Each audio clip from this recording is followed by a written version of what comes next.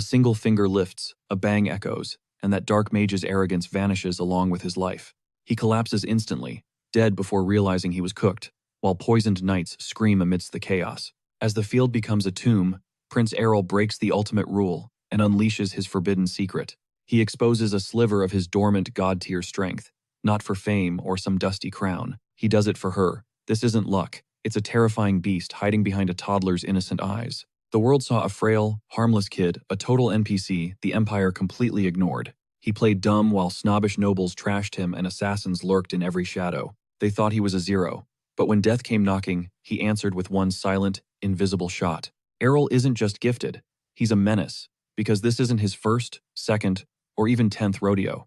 Eons before this forest or palace existed, he had already conquered, bled, and ruled across ages. He's been respawned more than any human should. Grandmaster, legendary knight, but here's the kicker. Following a gruesome demise, he wakes up to a stunning woman gazing down at him tenderly. He tries to act cool, but his body is literally glitching.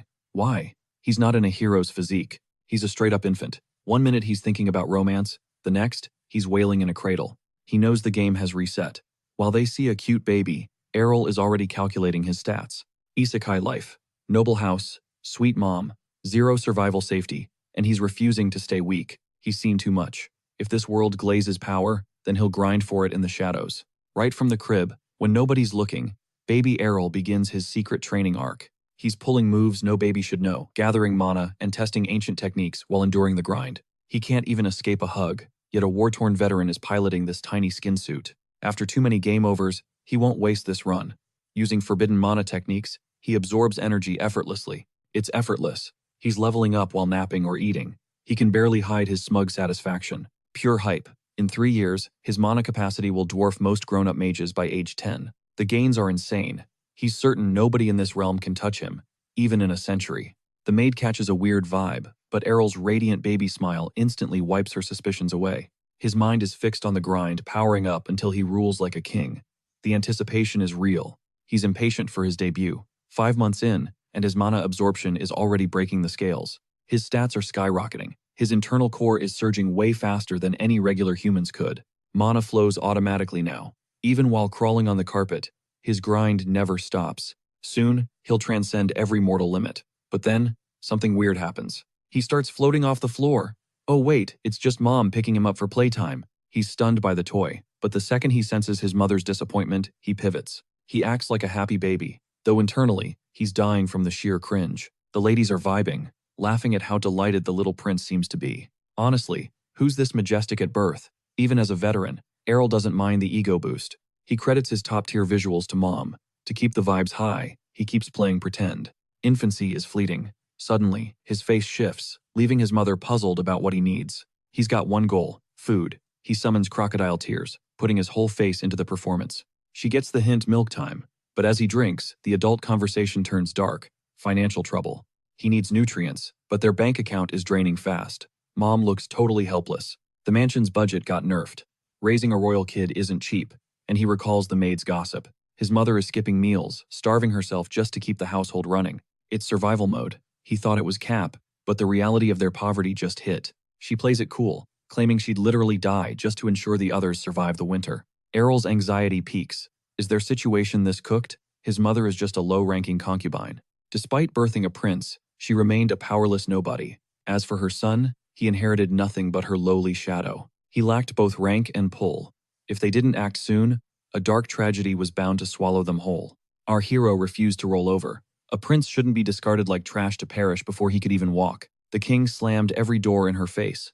As a lowly concubine, she was dismissed because his majesty was too occupied. Sudden clarity hit the hero. He finally realized exactly where his mother's carriage had been disappearing to every single day. She was desperately begging for an audience, only to be rejected. No matter how cold-hearted a ruler is, this crossed a line. Discarding the mother of your own flesh and blood is peak cruelty. Why torture her when the nobles were already making her life hell? Indifference is one thing, but this was pure malice. Tears welled up in the hero's eyes as his heart broke for her. His nanny handed him over to his mother.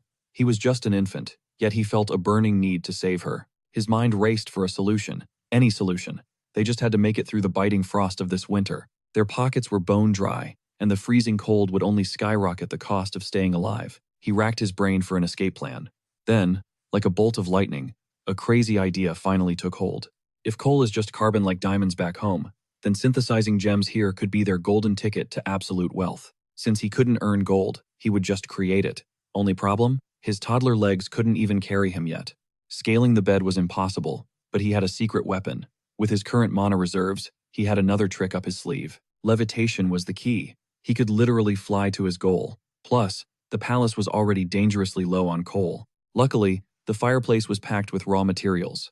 He planned to transmute that entire pile with one decisive move. Time was ticking. He had to finish before the sun rose. He channeled raw thermal energy, cranking up the heat and pressure. The coal began to warp. He drained his entire mana pool without a second thought. Saving his mother was worth any price. He gripped the surging energy tight, forcing his inner power to the absolute limit, while his tiny body threatened to shatter. Success meant his mother could finally breathe easy. That was his only goal, to see her genuinely happy for once. He longed to erase her sorrow. Suddenly, thick smoke billowed from the stove. The hero had successfully pulled off the miracle. A breathtaking, radiant diamond sat within the ashes. It was perfect. Now, he just needed to plant it where they would find it. Victory tasted sweet. When dawn broke, the nanny stepped into the room and gasped at what was lying in the prince's bed. She was baffled because the bed was way too high for him. Had the poor child really spent the night on the freezing floor? As she scooped him up, she realized he was covered in grime. This neglected palace was becoming a total biohazard. It was a miracle he didn't freeze, but the hero didn't care. Only one thing occupied his mind right now. His mother's safety was paramount. Just then, the nanny spotted him chewing on something strange. Panicking, she begged him to spit it out. Had he choked? But the moment he opened his tiny mouth, her jaw dropped. A massive diamond sparkled inside. She couldn't fathom how he had found such a treasure, or why he was guarding it on the floor. Logic didn't matter. Selling this gem would net them a fortune. This single stone was their ticket out of hell. It was their ultimate salvation. She squeezed him tight, praising her genius little boy. Soon, everything began to shift. Caravans of supplies flooded the palace gates. Firewood and premium groceries arrived in heaps, all thanks to that one miraculous diamond. The sale price was insane, securing 5 years of luxury. But a nagging question remained. Was this actually the right move? What if it had an owner? That seemed unlikely. Though, this castle had been abandoned for nearly a century. Long before his mother arrived, it was empty. They eventually chalked it up to a divine blessing sent for the prince. His mother beamed with joy, certain that heaven was watching over them. The hero simply tugged at her hem. He was silently promising her to just wait until he was grown. He would personally erase every single one of her burdens. He visualized his future self, protecting her. Even if he was currently stuck in a toddler's body, he vowed to shake the world. One day, everyone would know his name. For now, the palace remained cozy all winter long. Food was finally abundant, and the nannies urged her to just focus on recovering. Her only job was to stay healthy. The atmosphere brightened as new staff arrived. Even the workers who were previously fired were brought back onto the payroll. Most importantly, his mother's sorrow had vanished. Her radiant beauty returned, accompanied by a constant, genuine smile. She finally lived in the comfort she deserved. A year passed, and the nannies began picking out the hero's first formal suit. The choices were okay, but his mother wanted something more regal. Honestly, he hated every single option they showed him. Dressing up was a total nightmare. What kind of crazy party required this much energy from a literal baby? Why couldn't they give the prince some space? Frustrated, he threw a full-on tantrum right on the cold floor. The staff rushed to coddle him, eventually rocking him to sleep. Finally, he could enjoy some much-needed peace and quiet. His nanny was buzzing with energy. Today was the big reveal, the moment they'd finally showcase the imperial family's youngest prince to the entire world. Hearing this left our hero completely shook. Was it actually happening? His mother was adamant. He deserved royal recognition, regardless of any perceived flaws. Royal blood surged through his veins, making his birthday the ultimate excuse. Even His Majesty couldn't skip this event. She felt certain he couldn't play ghost forever. Seeing her worry, Nanny tried to calm her nerves, whispering, "Fathers usually act distant toward their newborns." Our tiny protagonist was blindsided. Had his birthday really arrived so soon? Were they really hosting a massive gala for a tiny human? His mother, however, was absolutely glowing. This celebration would cement her son's status within the dynasty, ensuring the empire's laws finally protected his birthright. Errol's stomach was doing backflips, yet he managed to maintain a perfectly composed, adorable smile. A spark of thrill ignited within him, but a doubt remained. Would the high-ranking nobles actually show up? Deep down, he craved a glimpse of his father, the mysterious man who hadn't checked on him once since day one. As the gala kicked off, the ballroom teemed with elite nobles and servants. Our hero's mind began to race, questioning the insane price tag of this event. One thing was clear. Every guest looked straight out of a magazine. Was this high-fashion overkill the norm? He didn't hate the vibe, but the sea of strangers was overwhelming. The prince had never faced such a massive crowd. Sensing his anxiety, his mother whispered that everything was okay. She reminded him he was the star of the show. Still, the nobles were already throwing him some major shade. He tuned them out. Their petty opinions were irrelevant. Only one objective truly mattered in this moment. Where was his father, the emperor? He wanted to stare down the man who had abandoned his own blood and never bothered to visit. Eventually, he realized stressing over such a deadbeat wasn't worth his energy. He just needed to identify his face for future legal battles. Suddenly, the long-awaited main event finally began. The true royals had entered the chat. The imperial family arrived, prompting our hero to frantically tug his mother's gown. His eyes asked, was that the empress and her heirs? One look confirmed everything he had feared. They screamed royalty. She carried an undeniable aura of power, and her children were spitting images of their mother. The eldest heir stood front and center. Their cold, stone-faced expressions sent a literal chill through the air. They brushed past his mother like she was invisible. Despite the blatant disrespect, our hero's mother remained unfazed. She didn't let their mean girl energy affect her, gently asking if he was feeling okay amidst the chaos. She promised the ordeal would end soon. As she maintained her facade, he saw her eyes fixate on someone. She was staring at his father. The emperor radiated a suffocating aura of absolute authority as he approached. The room went dead silent as gossip ceased. Every noble and servant bowed as if their lives depended on it. Even our hero felt that crushing pressure. He couldn't tell if his father was actually acknowledging his existence or just staring at his mother. He cursed the fact that his reincarnation didn't include telepathic powers. That would have been a total cheat code. Guests soon lined up, showering the tiny prince with lavish birthday gifts. Meeting him was supposedly a huge honor. Then came the imperial family's turn to offer their well wishes. They didn't even try to mask their pure hatred for him and his mother. Their blatant disrespect was infuriating. He squirmed, itching to throw hands with that toxic woman. How dare she look down on them like that? She treated them like trash. In that moment, he realized every noble in this room was probably just as fake. He almost exposed their toxicity with a scream, but he played it safe to protect his mother's reputation. This place was a hive of snakes. Honestly, he just wanted to escape this nightmare as soon as possible. He was drifting off when a mysterious girl caught his eye. Just before sleep took him, he spotted her. She was likely another daughter from a concubine, looking just as out of place as he felt. His mother's focus had already drifted elsewhere. As the long, exhausting gala finally began to wrap up, both mother and son exhaled in relief.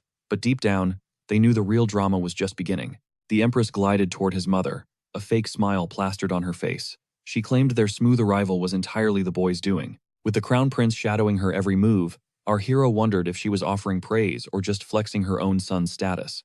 Typical empress behavior. Without missing a beat, she called our hero adorable, though her eyes sparkled with a strange, hidden malice. She noted his striking resemblance to his mother, but Errol sensed the venom. He knew she was the architect of their misery. Why else would their budget be gutted so ruthlessly? They'd been reduced to burning their own furniture just to survive the freezing nights. His outfits were literal rags patched together by loyal servants. Yet, the empress had the audacity to wish him a long, healthy life. After tossing out some empty, scripted pleasantries, she swept away with a triumphant and mocking smirk. Suddenly, his mother froze. The emperor had appeared. He casually asked if she'd finally adjusted to life within the palace walls. Her response was polite, but the lie was obvious. Our hero was stunned by the emperor's sudden, clueless interest in their well-being. Honestly, he just wanted the man to pay up. It was high time the emperor provided the financial support they were rightfully owed. Right on cue, our hero wailed at the top of his lungs. Intrigued, the emperor reached out to hold the son he'd ignored for a year. He wanted a better look. To his surprise, the boy went silent, unlike his other heirs, who usually screamed whenever he was near. Instead, our hero flashed a brilliant grin, determined to outmaneuver this royal snob with pure, calculated charm. That smile worked like magic. The emperor was instantly impressed. Clearly, this kid wasn't intimidated by his overwhelming presence at all. Our hero started squirming, gesturing to be set free. His mother quickly explained that he was itching to move on his own. He was only 1 year old, walking should have been impossible. But then, right before their eyes, the little prince took a step. Errol knew the spotlight was on him. It was showtime. As he tottered forward, the entire hall gasped in pure, collective amazement. The prince had officially taken his first steps. Even the stoic emperor looked shocked, realizing this child was no ordinary infant. But our hero wasn't finished yet. He had to prove he was leagues above any other royal brat in this entire palace.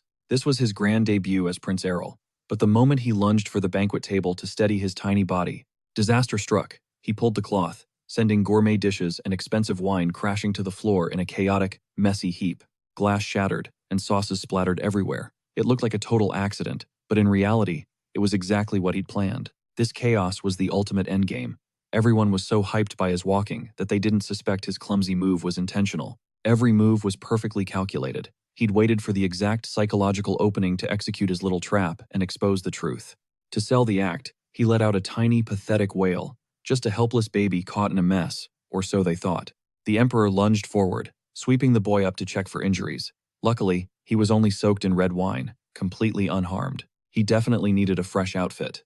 Linka tried to take him, but the Emperor signaled for her to stay back for a moment. As the wet outer layer shifted, the horrifying truth beneath was exposed. The entire room went dead silent at the sight of his rags. Why was a royal prince wearing literal garbage?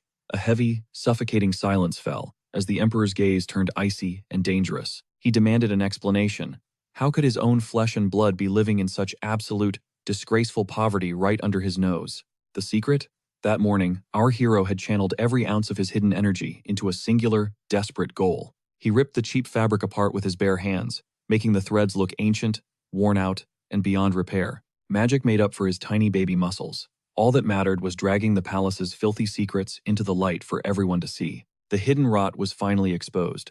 Now, the Emperor demanded that Errol's mother explain how this disaster was even possible. How did it come to this? Was dignity too expensive? His mother trembled, paralyzed by the weight of the Emperor's intense pressure. Seeing her genuine fear, the Emperor finally relented. Instead, he snapped his attention toward his chief advisor, Gina, with a lethal glare. He roared, demanding the exact figures for the concubine's maintenance. How could such a massive, insulting oversight even happen? The advisor stammered that the funds were supposedly split equally. On paper, the distribution looked perfectly fine and fair. Equally, the Emperor hissed. He demanded the full financial ledger be brought before his eyes immediately. Seeing his father's fury, Errol knew things were getting real. He was dying to see those cooked books finally exposed. His mother tried to downplay the situation, but Errol held firm. He knew this was their one and only shot at salvation. The tension in the room became electric as the secretary laid the official documents directly before the Emperor. Everyone held their breath in anticipation.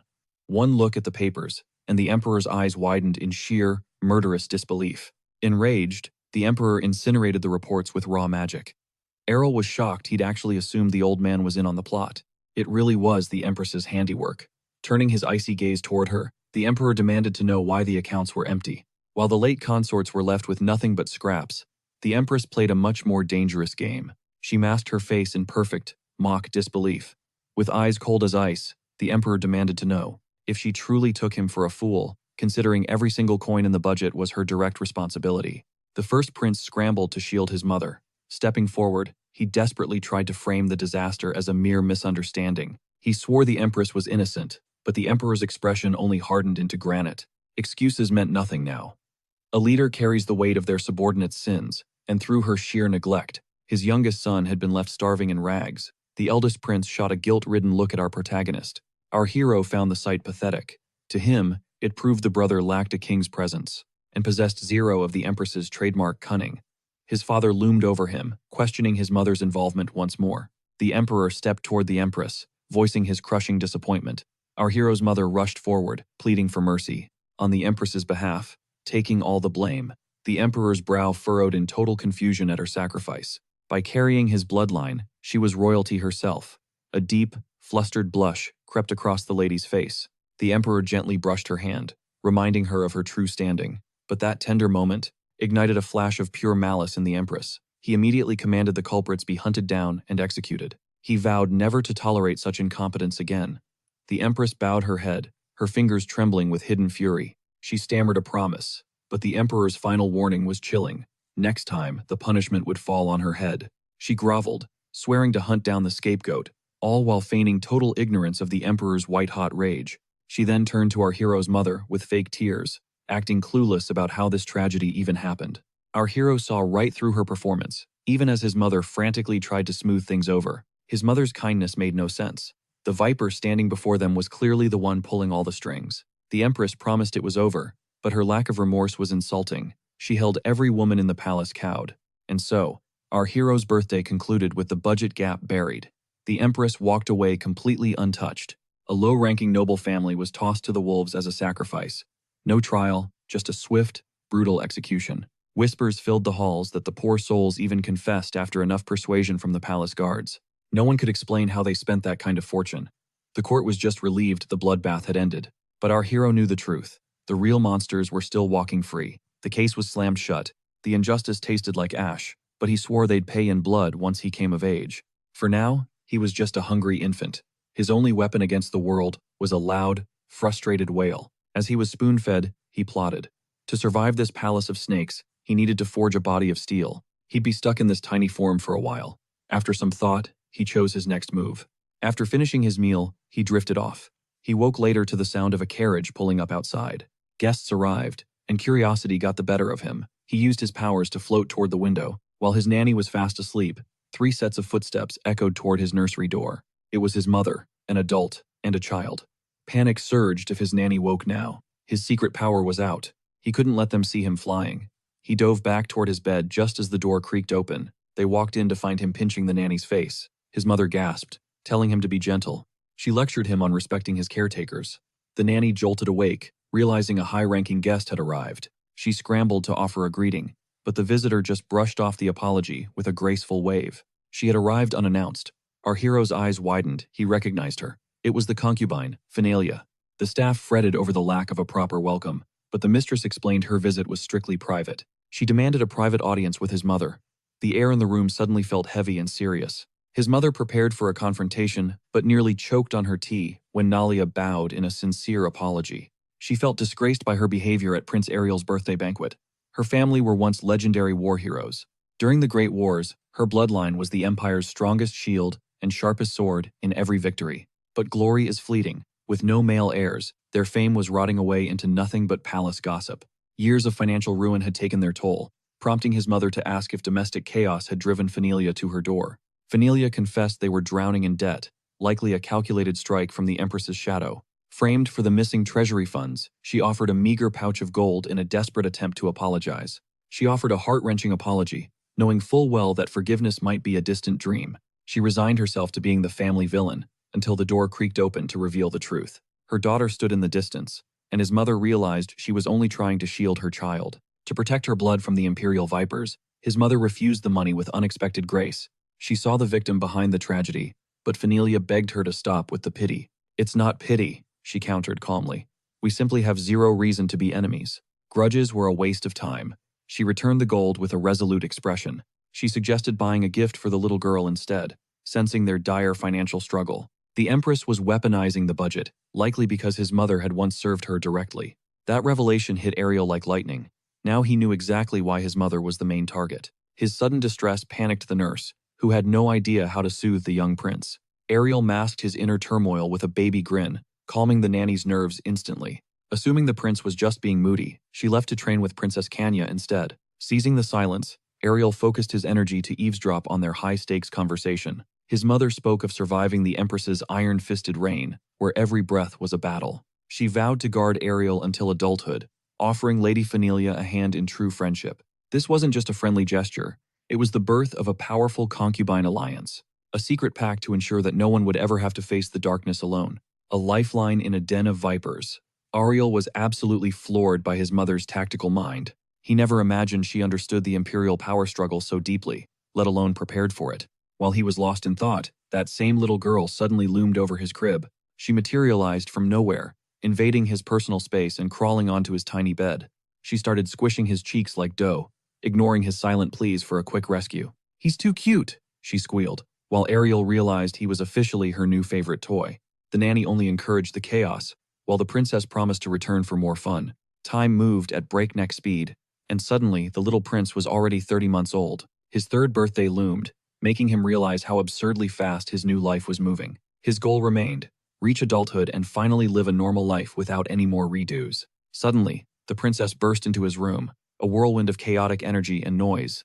Ariel tried to vanish, but she found him instantly, leaving him utterly drained and miserable. She demanded a game of hide-and-seek, dragging him outside before he could even protest. Since that first meeting, The princess had become a permanent, exhausting fixture in his daily life. With the nanny's blessing, they were building a bond that felt suspiciously like a real friendship.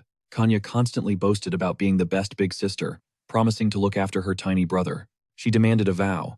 He had to protect her once he finally reached adulthood. Ariel still couldn't wrap his head around why she was so obsessed with his toddler self. She admitted the truth, playing with Ariel was way better than dealing with the other royals. He gave a nervous laugh, certain she'd cringe at this wholesome phase once she grew up. She scooped him up like a plushie, declaring it was time for their next mission. Her affection was borderline suffocating, nearly squeezing the life out of the poor prince. A maid finally intervened, warning that such rough play might actually break the little prince. She reached out to take him, reminding the princess to keep her royal chaos in check. Lugging heavy gear is no job for a kid. Errol breathed a sigh of relief, thanking the heavens for the save. Princess Kanya threw a total fit, screaming that she wanted to play. Unfazed, the maid suggested some quiet drawing time. Or perhaps a classic story? Kanya snapped, calling it all a bore. She wanted to wield a blade, period. Exactly like her brother Kyle. As she swung a stick, our lead noticed her center of gravity was completely cooked. Even for a branch, her balance was non-existent. Since fencing was his first love, he couldn't help but stare. He missed the thrill. Meanwhile, the princess visualized her imaginary foe defeated and declared herself the ultimate winner. Then, the maid dropped a bombshell. If Kyle and Leonard could train, why couldn't she? The maid simply countered, "Royalty doesn't get dirty, so don't argue with ancient traditions." Above all else, the maid insisted on one thing: princesses must be graceful. Suddenly, the maid realized her blade vanished. A second later, Kanya was clutching it tight. Panicking, the maid screamed about the live steel while Kanya geeked out over swordsmanship. The chase was officially on. She begged for the weapon back, pleading for Kanya to at least swap it for a smaller, safer trainer. Our guy watched, low-key impressed. Kanya was growing on him. Fast forward and our hero hit age 5. Riding lessons began. Still a tiny kid, they asked if he was ready to mount a real, breathing horse. The prince played it safe, sticking to his own mount. Nanny sighed, admitting not every boy needed horse fever or sword skills, but he needed some passion. She feared he'd be an outcast, but our hero just smirked. He told her to drop those cliched tropes. The knight in shining armor? Total relic. Nanny absolutely loathed that. She was powerless to stop him. Meanwhile, he reflected on his past lives, realizing his skills were strictly combat-based. He only knew how to make people kneel. From absolute sword mastery to crushing his enemies, he was lethal. He'd slaughtered thousands and conquered magic. Every hardship had honed his abilities into something terrifyingly close to perfection. Now, he was bored out of his mind. Nanny kept nagging him to hit the books and focus up. Once the door clicked shut, he collapsed. Hard work? Yeah, that was definitely for losers, not for him. He played the pity card, whining while trying to find his zen. One fact stood out above the rest. He just hated studying. At age 5, most kids are just beginning to soak up the world's basics. Learning from every angle? Hard pass. He didn't want to know nothing, but he wasn't interested in traditional schooling. He just couldn't care less. Someone even joked that he sounded like he'd lived 100 lives already. That hit a little too close to home. He played it cool, sinking back into his chair with ease. He muttered that he'd reached his limit. The smothering was real, and he was tired of the same old lessons. Over and over again, Nanny dragged him to the library, citing imperial law as the reason for his suffering. Formal schooling starts at 5. He stared at the endless shelves, wondering why on earth anyone needed this many books. Was he really expected to read all these? He grabbed one and immediately started spinning it like a pro. Spinning was the only fun part. Nanny snapped, "Read them, don't spin them." But he wasn't stopping. Our hero started building book forts instead, driving Nanny's blood pressure through the absolute roof. She lectured him on how many kids would die for this opportunity. He had a golden chance he was wasting. He needed to respect knowledge and sit straight. Meanwhile, his brain was working overtime on an epic escape plan. Returning to his room was priority 1. Utilizing his newest talent, he hit the floor and turned on the waterworks. He wailed about not wanting to study, but the moment Mother walked in, the act died instantly. Finally, he buckled down. He knew he needed to learn, but being a genius in this palace was dangerous. High talent equaled a massive target on his back. A gifted concubine's son was a threat to the throne. Enemies would move quickly to erase him. Fair or not, everyone already had their roles assigned by destiny. Our hero took matters into his own hands. He literally started drooling to play the part of a fool. Nanny begged him to focus. This wasn't just for him. His mother's future depended on his success as well. Being brutally honest, he asked if studying was mandatory, considering his world-class laziness level. Nanny warned that his slacking would break his mother's heart. That was the one thing he couldn't let happen. In this life, he'd commit to the grind. He'd master everything except fencing. That was his hard line. Picking up a blade was a death sentence. No magic either. If he avoided both, he might actually survive. What kind of future awaited him, despite everyone's expectations? 7 days later, Nanny arrived with news. A tutor had arrived to drill the prince in magic. Our protagonist instantly recoiled, refusing to become a mage. If he revealed any actual talent, he'd surely be sucked into lethal political games. He sat on a massive ocean of internal power and desperately needed to mask his true strength. But Nanny gave him no choice. She grabbed his hand, promising it would be over in a flash. Stepping into the hall, he found the teacher frozen in disbelief. He could see mana pulsing through the man. He wondered why his vision was so sharp. The teacher moved in and began his physical inspection. He muttered that the boy was gifted. The crowd watched, praying their prince was a legendary genius. However, the verdict was brutal. He couldn't detect even a flicker of mana within the boy. It defied all logic. But no matter how hard he searched, there wasn't a single drop to be found. He stifled a laugh. On the way, he had meticulously sealed off every single one of his mana circuits. He crushed his energy into a tiny speck and vented the rest. The mage's shock was pure satisfaction. Mission accomplished. Without visible mana, detection was impossible. But this success had an unexpected side effect. The master stated that if magic was out, the prince would be forced to train as a knight. Even peasants usually had a spark, yet the prince seemed to be a complete void of energy. He questioned his choices. All he had done was crush his mother's heart with this false failure. Yet, it was essential. The world needed to see him as nothing more than a frail, powerless kid. Internally, he apologized for being such a disappointment. Meanwhile, a swordsmanship instructor arrived at the estate. This new teacher promised that with enough sweat, the boy could reach his own level of strength. He analyzed the knight, barely 25. To him, the man looked like a clumsy, overgrown puppy. Having endured 100 lifetimes of carnage, his soul was forged in the fires of unimaginable horrors. Nightmares this knight could not even fathom. Who did this amateur think he was, trying to teach him? Regardless, he requested the training.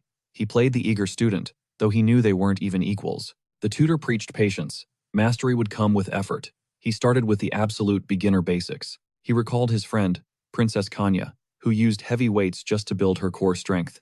The knight shrugged it off as a family trait. So, what move was left for him to make? Randall kicked things off, lecturing on balance and fluid movement. He picked a basic drill to demonstrate. He told the boy to relax, perched him on a stump, and commanded him to stand perfectly still. Instantly, he faked a struggle, wobbling around as if he were about to take a dive. He whimpered for the scary height to stop shaking. Next came the flexibility tests, which he botched too. After failing those spectacularly, the knight finally decided it was time to pick up a real blade. His accuracy was absolute trash. He looked at his mentor, feigning heartbreak over his lack of talent. The knight reassured him, saying it was only day one. Together, they would eventually conquer these basics. But mid-conversation, he sensed eyes on him. Someone was lurking in the shadows, observing his every move. He knew that by acting mediocre, he would become invisible to the vultures circling the palace. Gossip spread like wildfire. Soon, the entire court was whispering about the manaless prince. It was the only topic in town. Spies reported back that the boy was so weak he could barely stand. He was supposedly talentless with a sword too. Hearing this, the empress could not hide her wicked satisfaction. He smirked, knowing these lies would make his enemies careless. Later, while grabbing a meal, he asked about his next tutor. Nanny promised a quick arrival. By then, the useless prince label had stuck. Every elite tutor had turned him down, except for one brave soul, Gamel Pernia. He was tasked with teaching languages. One look at his face told our hero the man did not want to be there. He was clearly here against his will. He slammed a heavy stack of books onto the table. He barked that they would finish grammar in a day. The pace was insane, moving to new topics every 24 hours. He could not grasp why the man kept pushing so hard without once caring if he actually understood. Was this tutor seriously going to ghost him during every lesson? Little did the man know, our young hero was already a linguistic beast. Having mastered countless tongues across his previous lives, his gift for languages was straight up broken. To start his grind, he snatched up a grammar guide and some ancient lore. To him, every new language was just a puzzle, with familiar patterns waiting to be solved. Conquering them was only a matter of time. He pulled an all-nighter, and by sunrise, the prince was asked if he'd actually finished. He claimed he had. The tutor was totally shook, but our hero knew that. Compared to the dialects of neighboring lands, the imperial tongue still had some tricky bits. The teacher handed over a book to test his bluff. For any average brat, reading a text like this before age 12 was impossible. Then, he started reciting perfectly, blowing the man's mind instantly. After all, a legendary student meant a massive boost to a teacher's reputation. So, the man quickly decided to hype the boy up as an absolute prodigy. Suddenly, the entire empire was reeling, because this magicless prince was supposed to be a total loser. How could a failure with 0 mana master complex languages in just 48 hours? The Genius Prince title spread like wildfire, and the source was simple. The tutor got a little wasted and spilled the tea about the prince's insane talent. Eventually, the rumors reached the emperor's throne. He realized that if his son couldn't wield a blade or magic, perhaps the path of a grand scholar was his true destiny. He began to believe his son was a true genius, while his consort only sighed, feeling like she'd failed to raise a proper heir. She noticed how much he'd transformed and questioned if she was even doing this parenting thing right. The emperor spotted her distress and leaned in.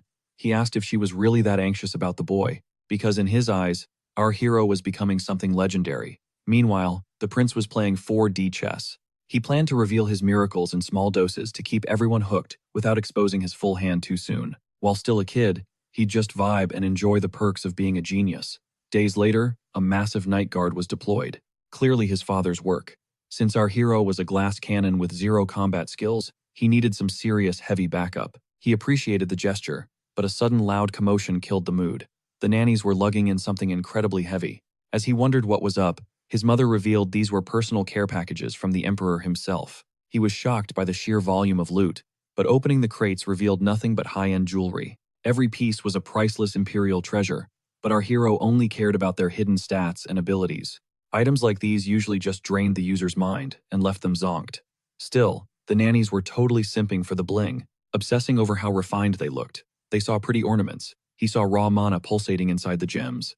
He had 0 use for these baubles, and even considered handing the whole haul over to his little sister. She'd been grinding her training way too hard lately. He turned to his mom, asking to gift one of the pieces to Princess Kanya. His mother didn't see the harm. Losing one shiny rock wouldn't hurt their stash, but she asked what he even saw in her. He panicked and just said she was built different and super strong. It was a massive win for the castle because the emperor had favored the prince. Our hero sat at the table as his nanny served up elite pastries crafted by the realm's top chefs. But after one taste, he realized the kitchen was failing him. The luxury treats were totally mid and lacked any real sweetness. The nanny offered to fetch the chef, but after a beat, he told her to summon an alchemist instead. She was floored. But our hero was only dreaming of 2 things: cola and chocolate. That's why he needed an alchemist, to brew up those legendary modern flavors. Since she couldn't read his mind, she asked why a kid needed a scientist. He realized explaining modern cravings was a lost cause. A 5-year-old demanding an alchemist sounded totally unhinged, but without a pro, recreating the flavors from his previous life. The stuff he actually loved was straight up impossible. He had no clue how to chemically engineer cola from scratch, especially in a world with 0 tech. He wanted that cold, fizzy kick so bad. How was he supposed to get it?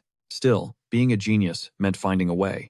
He suddenly bolted for the door, shouting that he was off to study. The nanny was stunned. She definitely didn't see that coming from him. Our hero knew that cooking was just low-tier chemistry, and to experiment with it, an alchemist was mandatory. Fast forward 3 years, the prince is now 8 and sitting in a high-level meeting about trade routes and bridges. The officials asked for his take. He called the plan fire, but then, he had a question of his own. When asked who drafted the blueprint, one architect beamed with pride, certain the prince was about to shower him with compliments. But the prince's warmth chilled instantly. He spat a cold warning. Bring such garbage again, and he'd be finished. He barked that, while it looked pretty, heavy winter snow would turn this structure into a death trap. The foundation was unstable. One heavy snowfall, and the whole thing would buckle under the pressure. He lashed out, noting the architect chose flashy vanity over the actual safety of the citizens. The bridge's core purpose was abandoned for ego. With a sharp flick of his hand, he demanded a total overhaul. It was clear his otherworldly intellect meant a mountain of work. He was already outthinking the empire's top ministers. Utilizing advanced concepts from his previous lives, his blueprints for the future seemed almost legendary. There was no time for rest. This was his era to shine, so he dove straight into the next crisis. Just then, a new maid caught sight of him. She whispered in awe, calling him the silver-haired sage. That title hit like a truck. He never expected such a dramatic nickname to stick to him. "Where did you hear that?" he groaned, ordering her to drop the title. The maid nearly blurted it again. She caught herself just in time. It was embarrassing. People were basically making fan fiction nicknames for him now. To him, it was pure cringe. Meanwhile, his mother was searching for him until the nanny dropped the news. He had requested an urgent audience with the emperor himself. His goal? To master the forbidden art of alchemy. Riding in the carriage, he realized the emperor's instant approval meant he was now the favorite son. Everything he did was for the kingdom's glory. Still, despite living multiple lives, facing his father was nerve-wracking. He needed to be smooth, making his ambitious requests sound like a natural benefit for the crown. Standing in the royal study, he argued that alchemy was the key to ultimate imperial power, and he wanted in. Since he wasn't built for swords or sorcery, science was his only weapon. The emperor watched him closely. He saw a boy with the wisdom of an old soul. He agreed, promising the finest alchemy tutors money could buy. The prince had finally secured his dream. Once the word got out that Prince Ale wanted a teacher, every alchemist in the land swarmed the palace, desperate for a chance to train a royal prodigy. The trial was simple. Forge a mirror capable of throwing a beam of light to the very horizon. One man rose above the rest, executing the task with flawless precision. His name was Darman Longet. Our hero was stunned. He expected a dusty old scholar, but instead, he got a surprisingly young master. The man's hair was wild. He even asked if that ghostly white shade was actually natural. Darman explained that years of inhaling toxic fumes and dancing with volatile chemicals had bleached his hair bone white. The prince wondered how the man was even standing after breathing in that much poison for years. Darman looked composed, but the prince knew better. Alchemy was a cold, merciless mistress that didn't forgive mistakes. If you blew yourself up in the lab, that was on you.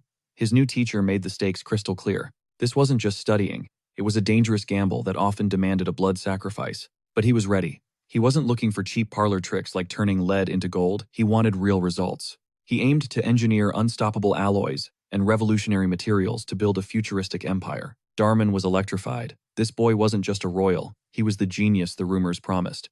Realizing he was facing a future legend, the master knelt and locked eyes with the young prince. He swore to pass on every secret he possessed. After a few intense sessions, Darman grew suspicious. He asked if the prince had been secretly practicing in the shadows. The question caught our hero off guard. Was his brilliance that obvious? He played it cool, claiming he'd just skimmed a few old scrolls. The teacher beamed, taking it as proof of his insane talent, while the prince sighed in relief. He'd successfully dodged the suspicion. From that night on, the lab fires burned well into the morning hours. Armin was a constant shadow, guiding him through the most complex alchemical formulas. He mastered lead extraction with ease.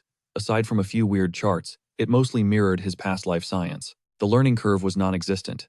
Everything was going according to his grand design until a new petition surfaced. The prince officially requested to quadruple his alchemical staff. He was ready to take things to the next level. He summoned the empire's brightest minds instantly. His aide trembled, wondering what chaos the young prince was cooking up. Why bring in all these alchemists? With the treasury already bleeding from their research, a public riot felt inevitable. Yet the emperor recalled his son's unwavering conviction. He sensed the boy's vision was the key to their future glory. Meanwhile, our MC dropped a bombshell. He wanted an alchemical beverage. The experts stared in total confusion. Why waste a genius intellect on a mere drink? Disappointment rippled through the ranks of the elite scholars. They'd abandoned prestigious projects for this. But our lead flashed a smile, promising them a life-changing payday. Win or lose, the cash was guaranteed. Instantly, the atmosphere shifted, and the alchemists were all in. They'd seen basic tonics before, but what was his angle? Little did they know, he held two ultimate wildcards. Wealth and glory, the ultimate motivators. It was time to race against the clock, to craft a legendary soda. Days later, exotic mineral samples arrived for testing. One skeptic scoffed, doubting the murky liquid was even safe to swallow. It looked absolutely repulsive, but our protagonist knew this was just the rough draft of his master plan. If nature wouldn't provide, they'd simply manufacture their own water. The alchemist's jaws hit the floor in shock. Synthetic water sounded like madness, until our MC tossed them a set of revolutionary blueprints. He challenged them to refine his theory, waiting with absolute faith in his hand-picked dream team. Our lead bolted to start the field tests, but could they really pull off a miracle in just 7 days? He knew cold, hard cash could make men move mountains. 1 week later, the team reconvened for the big reveal. This breakthrough would shake the empire's foundations. He proclaimed a new era, the reign of sparkling, carbonated water, the literal engine of progress. Perfection was hard, so he aimed for refreshing, sparkling water as their first victory. The team was skeptical, who'd buy this? He just gave them a knowing smirk and told them to trust the process. Blend it with spirits or fresh fruit. He craved Coca-Cola, but knew replicating that secret formula was a fantasy. They whipped up several batches for a taste test. The second he squeezed fresh lemon into the fizz, it was pure magic. The alchemists stood frozen, unable to process how delicious their creation actually was. The prince's lemonade vanished from shelves instantly, going viral far beyond the empire's borders in record time. It transformed into a high-end luxury for the elite. Nobody could fathom that the useless prince was the mastermind. Every noble craved a sip of the legendary elixir. Meanwhile, the icy lord of the north, Count Dement, demanded the truth behind the creator. Could the little prince truly be the genius behind this phenomenon? Intel confirmed the unthinkable. Ariel himself was the sole architect behind the entire operation. The beverage supercharged the economy overnight. Whispers spread of endless wagons overflowing with gold coins, heading straight for the concubine's palace. The count cursed his arrogance for underestimating the boy's potential. He dismissed him as a typical kid. Had he known, he would have pounced. Now, he was drowning in regret. Now 16, the princess was a force to be reckoned with. Her prowess left him truly awestruck. She was a vision of power. Even the maids gossiped about her flawlessly sharp and lethal fencing style. She completely outclassed every boy her age. Our MC couldn't help but find her fierce energy quite adorable. After a grueling session, she took a breather, noting that his name was on everyone's lips lately. His divine water was a global hit. People were hailing him as the emperor's most flawless successor. Jealousy toward his mother reached a fever pitch, but our lead's focus remained on elevating his mother's lineage. The Ernest family had fallen from grace, clinging to a noble title with absolutely zero future prospects. Stripped of wealth, they lived like peasants in a crumbling estate. Realizing their desperate plight, our hero stepped in, granting them a stake in his soda empire. Demand exploded as crowds swarmed the shops. Desperate fans paid triple the price. He followed up with yogurt and MSG, sparking yet another massive sales frenzy. Their wealth went parabolic. They were now in a league of their own, surrounded by undeniable, glittering opulence. The princess seemed oddly emotional, sparking our hero's concern. He tried to cheer her up with lemonade and waffles. Instead of a thank you, she pressed a cold blade to his neck, declaring she had enough gold. He lacked spine and steel. Demanding he master the blade, she forced a training regime he only feigned accepting. Internally, he loathed the physical labor. Still, he half-heartedly mimicked her strikes to keep the peace. He prayed she'd quit bugging him, but her burning ambition was impossible to ignore. Obsessed with strength, she swung her steel with lethal grace. That delicate girl was gone. Her growth was monstrous. Our MC realized he'd have to lock in just to stay ahead. Post-grind life hit different. Now, every street corner was packed with fans screaming his name. The hype was insane. He was basically a local superstar, and the ego boost was real. Why the imperial summons? Was it a prize, or was his father's cold silence a trap? Desensitized to the tension, he sat down and began devouring the high-tier snacks provided. He was finally getting comfortable. Then, just as he took a bite, the vibe shifted. The emperor threw a curveball, a legit government post. This was happening way too fast. The king promised a smooth transition, certain that nobody would be foolish enough to object. Hard pass. Palace life was too much baggage. He calmly sipped his tea and spoke. It was a massive offer, but his soul still belonged to the world of alchemy. Being named the official heir would trigger chaos. Plus, the rival empresses were acting suspiciously quiet. Their sudden silence was terrifying. He knew better than to step over the line now. Playing it low-key kept him safe, but attracting the king's direct gaze? That's dangerous territory. A bloody battle for the crown wasn't the plan. Fighting his siblings sounds like a nightmare. Was the king baiting him? Probably. After all, the law of the jungle rules this palace. Humanity is just one big power struggle. The strong thrive, the weak get trampled. Why stress over lethal politics? He was over it. Soon, he was galloping toward the horizon. He rode further than ever, savoring the liberation. The burnout from his desk job was real. He never planned on becoming a bored bureaucrat. Once, the entire world was his playground. He used to hunt legends.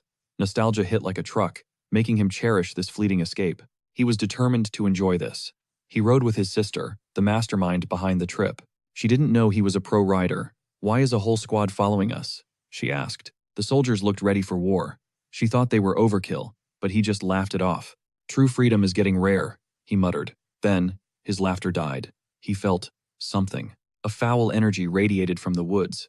This wasn't a normal animal. It felt wrong. He yelled for them to set traps, but they ignored him and marched right into danger. A night revealed this was her training spot. Our hero was actually floored by that news. Training here? Is she fearless? He recalled the moment she first brought up this fun ride. "Aren't you bored of paperwork?" she teased. Now, he finally saw what she was really up to. His sister was straight up reckless. To her, this was an adventure. Today, she got her wish. He stayed by her side. He trusted her, even if she was a total chaos gremlin. She took command. The strategy was simple. Knights lure them in. Princess strikes from the shadows. She flanked the pack. With total ice in her veins, she challenged 20 orcs alone. First time seeing orcs up close? Terrifying. But with her skills, they had the upper hand. Her speed was insane. That dominant aura she radiated made everyone around her feel invincible. The skirmish lasted until twilight. Exhausted, he asked her if she was still in one piece. She definitely needed to vent. "Don't tell a soul," she pleaded, maintaining her royal mask. Her reputation would crumble if this leaked. Beneath the steel, she was still just a girl. "Why this?" he asked. Her expression darkened as she finally let out the truth. All her life, they said princesses shouldn't fight. They treated her dream like a childish phase. They waited for her to quit, marry a stranger, and live a life of silence. He realized that for nobles, marriage was a transaction. Family legacy always came before love. She despised the high society script. Her only wish? To live with the freedom he had. She craved status and riches, aiming to master her true calling, serving the mighty empire. Winning over the masses was key.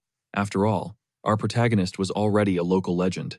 She sought to bring family glory through pure merit, not marriage. Her destiny was hers to forge. Seeing her resolve, our hero gave his full support. She smiled, calling him the best brother ever. She suggested retreating to the distant moonlit fortress before the first rays of dawn touched the horizon. A dragon emerged, yet the oblivious crowd ignored the beast, while something tried to crush Kanya. An orc uprooted a tree, charging the princess with a primal scream, but her blade silenced him instantly. Surrounded by orc corpses, the guards watched in awe, realizing she had basically soloed the entire horde. The knights knew to stay clear of her path, nearly pitying the poor orcs she slaughtered. Kanya cleaved through two more before Errol shouted for her to finish up. Time was running out. He grinned at her shocked expression. She had entered a bloodlust trance again, but he did not mind. With her foes annihilated, she took a smug moment to breathe before reluctantly agreeing to head out. To her surprise, her steed was totally spent. Errol pointed out, the poor animal was just drained. He offered her a seat on his horse while professionals tended to her worn-out mount. The duo mounted up together, with Kanya taking the reins since her riding skills were top tier. Being the shorter sibling, sitting behind and trying to steer would have just been a total vibe kill. They dashed across the lush fields, outpacing their escort, when Errol suddenly sensed a disturbance. He halted abruptly, alarming Kanya. His eyes scanned the heavens, feeling a presence looming above. He felt an invisible threat, a massive, lethal entity, lurking behind the thick cloud cover. A wyvern! Errol snatched the reins before the reality of the situation even registered with the others. He yelled for his sister to hold on tight, then screamed a warning about the monster above. He commanded the guards to flee, but they hesitated, stubbornly refusing to believe a threat they could not see. These grounds were supposed to be safe. The emperor had allegedly wiped out every wyvern in the region. Mid-sentence, a knight was snatched up, his body dangling as the beast soared over their terrified heads. Pure chaos erupted as the realization hit. It was not just one. They were surrounded by monsters. Amidst the confusion of the sudden swarm, Errol spurred his mount into a desperate sprint for survival. Knights were devoured or pulverized by massive talons as the scene devolved into a bloody struggle. This was not a hunt, it was a slaughter. The beasts were choking the air with lethal, poisonous fumes. Their brute power was scary enough, but the toxin was a game-changer. Soldiers were dropping like flies. Heartbroken, Kanya watched her men fall. Errol commanded her to focus only on holding tight as they fled. Their pursuer began exhaling venom, but a mage managed to strike back with a searing fireball. Cries to defend the princess echoed, but the overwhelming numbers made the situation look completely hopeless. With resistance to Class 4 spells, these beasts were untouchable for most mages. One began circling the siblings. Forced to act, Errol channeled mana into his fingertips, blasting the beast with high-velocity magical projectiles. A beast plummeted, and while he could have downed more, he played it cool to hide his power. He casually credited the mages for the kill and pushed the horse forward.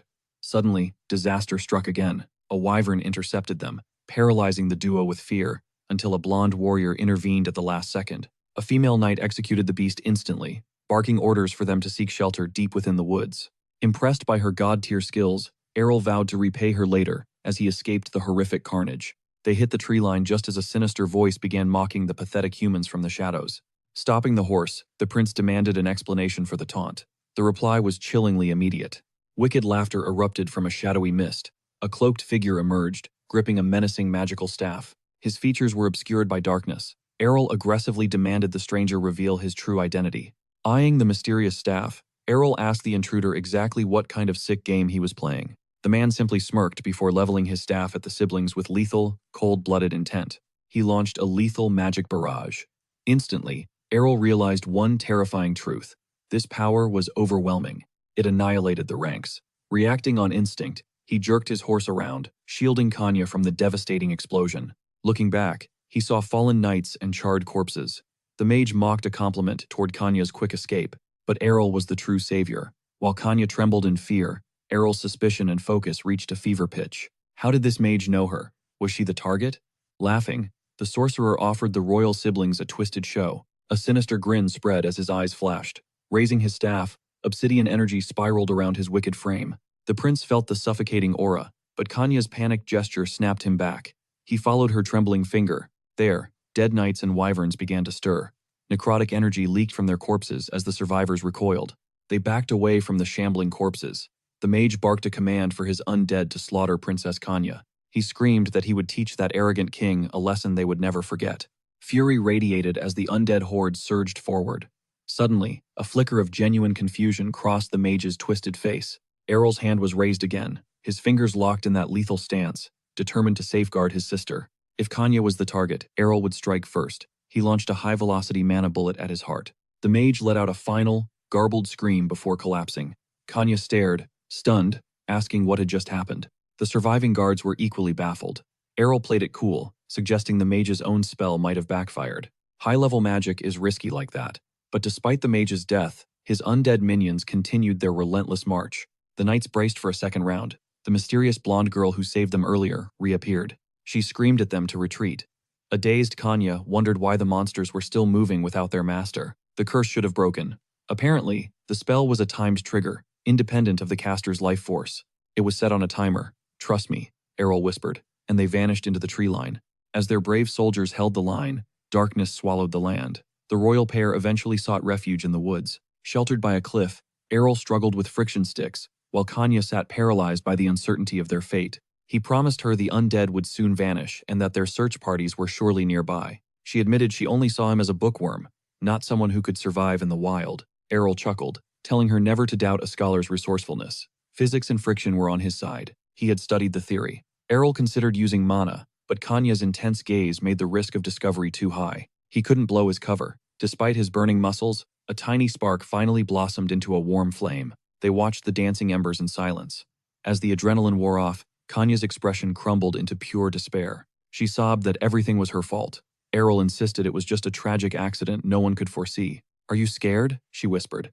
Looking at her, he shared her vulnerability and confessed he was terrified as well. Yet, having her there made it bearable. Those wyverns were nightmare fuel. She gazed at him with newfound sympathy. Believing he was truly rattled, she scooted closer and grasped his hand, whispering her deepest gratitude. She knew without him, the day would have been a massacre. She was shaking uncontrollably from the trauma. Only then did Errol see her true fragility. Their entire escort had been wiped out to save their lives. This was the bloody reality of the Imperial line. Kanya was finally staring the family's dark fate in the eye. He felt the crushing weight of their situation. Clinging together by the fire, Kanya finally succumbed to exhaustion. One thought haunted Errol. They weren't safe yet. Survival meant they couldn't afford a single moment of weakness. A bone-chilling roar shattered the silence. High above the cliff, two beasts clashed in a mid-air deathmatch. A griffin and wyvern were locked in combat. The griffin plummeted, with the wyvern diving like a hungry shadow. Errol spotted a hidden nest. That wyvern was hunting the griffin's young. The parent reached the ledge just in time, but the wyvern's fangs sank into its throat. Below, the helpless chick shrieked as the brutal struggle continued. With a final, agonizing shriek, the griffin fell. Its massive weight caused the very cliffside to crumble and collapse. Errol lunged, dragging Kanya away as boulders rained down. They barely managed to scramble to a safe distance. The griffin's corpse and debris slammed down, kicking up a blinding dust cloud. They coughed, squinting through the haze. Fortunately, the wyvern vanished. Perhaps the stench of blood masked them. Then, Errol suddenly went cold and stopped talking. Shadows shifted, and his sister was gone. She was already kneeling by the fallen griffin, partially buried under jagged boulders. Errol lunged forward, shouting a warning of lingering danger. But Kanya remained eerily calm, whispering the beast's heart had already stopped. Frustration bubbled in Errol as she ignored him, but Kanya's eyes welled with sorrow while staring at the massive, lifeless body. A faint smile played on his lips as he asked if she wanted a burial. "Not the mother," she clarified. "The baby." The legendary beast had sacrificed its life for its offspring. Kanya was already cradling the shivering chick, checking for injuries. Errol stood paralyzed, wondering how she'd even spotted the creature. He cast a suspicious glance at the griffin's cooling remains. He wanted to wash his hands of this mess, but options were thin. Before he could even finish that thought, Kanya dropped a bombshell. She wanted to keep it. She was beaming, while Errol felt a massive headache coming on. Suddenly, The golden-haired knight's voice cut through the air, flooded with relief to find the royal siblings unscathed beside the carcass. As soldiers swarmed the area, Kanya clutched the chick tighter, offering a bright, relieved greeting to their rescuers. With the dark mage eliminated, casualties had ceased. But then, a piercing shriek echoed, making the fair knight jump in terror. The realization dawned on her, while Errol noted dryly that the reinforcements had arrived at the perfect moment. His sister was dead set on adopting the beast. How this would actually work was anyone's guess. 7 days passed, and the chaos subsided, save for one tiny problem. Their household now had a new, feathered resident. The baby griffin pounced onto Errol's bed with a deafening screech. Groggily, the prince tried to shove the pest away, but one pathetic, puppy-eyed stare completely broke his resolve. He couldn't help but pet the adorable creature. It was staying, at least until the mother appeared. Back then, orders were issued to usher the princess away for some much-needed rest. They needed to dispose of the body before scavengers arrived. As tents were pitched, the cleanup began in earnest. Scanning the camp to ensure no one was watching, Errol unsheathed his blade over the griffin while everyone was busy. He sliced into the beast's chest, retrieving the glowing mana stone required to truly bond with the griffin chick. Errol marveled at the radiating gem. Suddenly, the rumble of carriage wheels signaled a very familiar arrival. The princess practically teleported out of the carriage, screaming for her new favorite companion, Fry. The chick bolted toward her in a flurry of feathers. As they reunited, Errol pulled the general aside to discuss the assassin. The man who targeted Kanya was now a wanted fugitive. Oblivious, the princess just laughed and played with her hands. As Fry soared in circles above, the general confirmed his scouts were hunting for any lead on the dark sorcerer. Suspecting a conspiracy, Errol sighed, questioning who harbored the deepest grudge against the imperial bloodline. The list of enemies was endless, but the general's confused expression led Errol to simply end the conversation. Laughter and praise for Fry filled the hall. Watching Kanya command her pet with such joy warmed Errol's heart. Targeting such an innocent soul was truly demonic. Errol knew he had to become her invisible shield. Danger was still lurking, and Kanya was the only family he had left. He wouldn't let anyone touch her. He had to master his aura before turning 20. Masking his resolve with a grin, he invited his sister to play. Clutching her griffin, Kanya eagerly agreed, though she was clearly curious about what kind of fun he had in mind. A second later, steel clashed. Errol's gaze transformed, locking onto his sister like a predator eyeing its target. She hadn't signed up for a duel and let out a shocked gasp. Sliding back, she dropped into a defensive stance. Blown away, she demanded to know what that was. Errol just beamed, eager to demonstrate his secret self-taught progress. Kanya was floored by his skill. To think he'd mastered such a feat entirely on his own was mind-blowing. He was merely infusing mana into his strikes, the absolute basics. Hearing this almost moved Kanya to tears. Hadn't she been struggling with this for years? Errol quickly reassured her that his methods were just unconventional. After explaining the shortcut, she hailed him as a genius. He promised that she too could master her internal mana. Her expression radiated pure joy. "You really think I can?" she asked. Errol's grin only widened in response. He promised that under his elite guidance, she'd be a pro in no time. After all, he was a top-tier mentor. The secret? He was stealthily pumping mana into her system whenever she dozed off during their garden tea parties. Locked away in the training hall, the real work began. Outside, the blonde knight listened to the intense instructions in disbelief. Kanya became a permanent fixture in his training room, honing her aura control with a dedication that shocked even Errol. Her progress was explosive. Finally, a brilliant blue aura ignited, dancing along the edge of her blade. Success at last. Mana finally flowed through her, and even Fry looked impressed. Mom was truly legendary. But there was a catch. Her overwhelming aura caused the cub to hit a massive growth spurt. The griffin clung to Allie's back, becoming a heavier burden daily as Kanya's journey officially began. With Errol as her guide, she mastered the basics. He taught her that greater mana capacity meant unstoppable power. He hyped her up, imagining her legendary charge into the heat of battle, while riding Fry. Kanya laughed, teasing Errol for his wild imagination, while he just grinned and gave her pet a squeeze. When she asked for a shot at it, he promised that her moment would arrive sooner than expected. Suddenly, the grand doors swung open. The Emperor had arrived, commanding the room's attention instantly. Errol and Kanya froze in shock. Why on earth was the Emperor making an unannounced visit? Mom followed behind as maids bowed low. Errol was confused. Wasn't the Emperor supposed to be buried in paperwork? Being this far north meant this was no social call. The Emperor and their mother approached with serious faces. The kids bowed. With a proud smirk, their father mentioned he'd heard whispers of Errol's new sword training. Mom smiled warmly as Errol came clean. He admitted science wasn't enough. He needed something more hands-on. Following the chaos, he'd committed to learning self-defense and the art of taming griffins.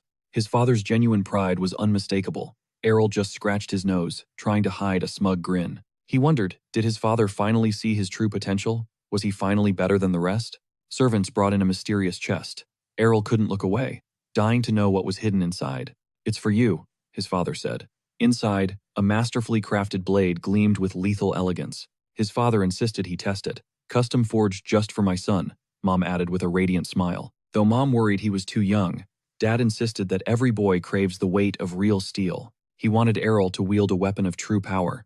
He wouldn't let his son settle for less. Errol raised the blade, making his parents nervous. Staring at the shimmering steel, only one thought crossed his mind.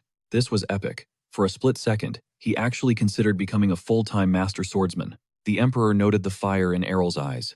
He had never seen the boy look this genuinely hyped, but Errol quickly played it down, flopping to the floor with the blade to keep things chill. He had the talent, but revealing it meant constant combat. He wasn't about to be dragged into endless battles. That hectic life wasn't for him. He wouldn't throw away his carefully crafted low-profile existence now. His secret was safe.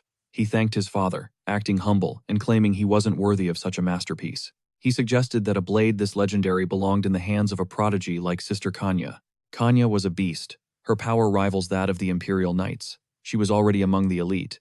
Errol was still leveling up, but he knew Kanya was destined for the top 30 warriors in existence. She deserved the spotlight.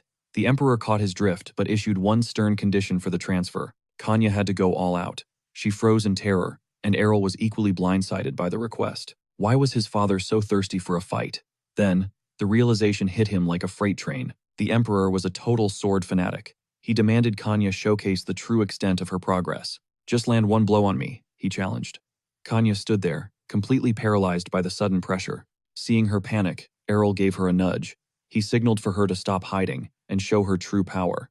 This was a golden opportunity. Errol smirked inwardly, knowing Kanya's hidden strength would definitely leave a mark on Dad. The showdown began, right then and there. As they faced off, the Emperor noted her perfect, steady stance. Her form was solid, but not enough to win. Was Dad really underestimating her this much? Without hesitation, Kanya lunged. She blurs toward the Emperor with speed that defied the naked eye. She was a blur, even Mom couldn't track the movement.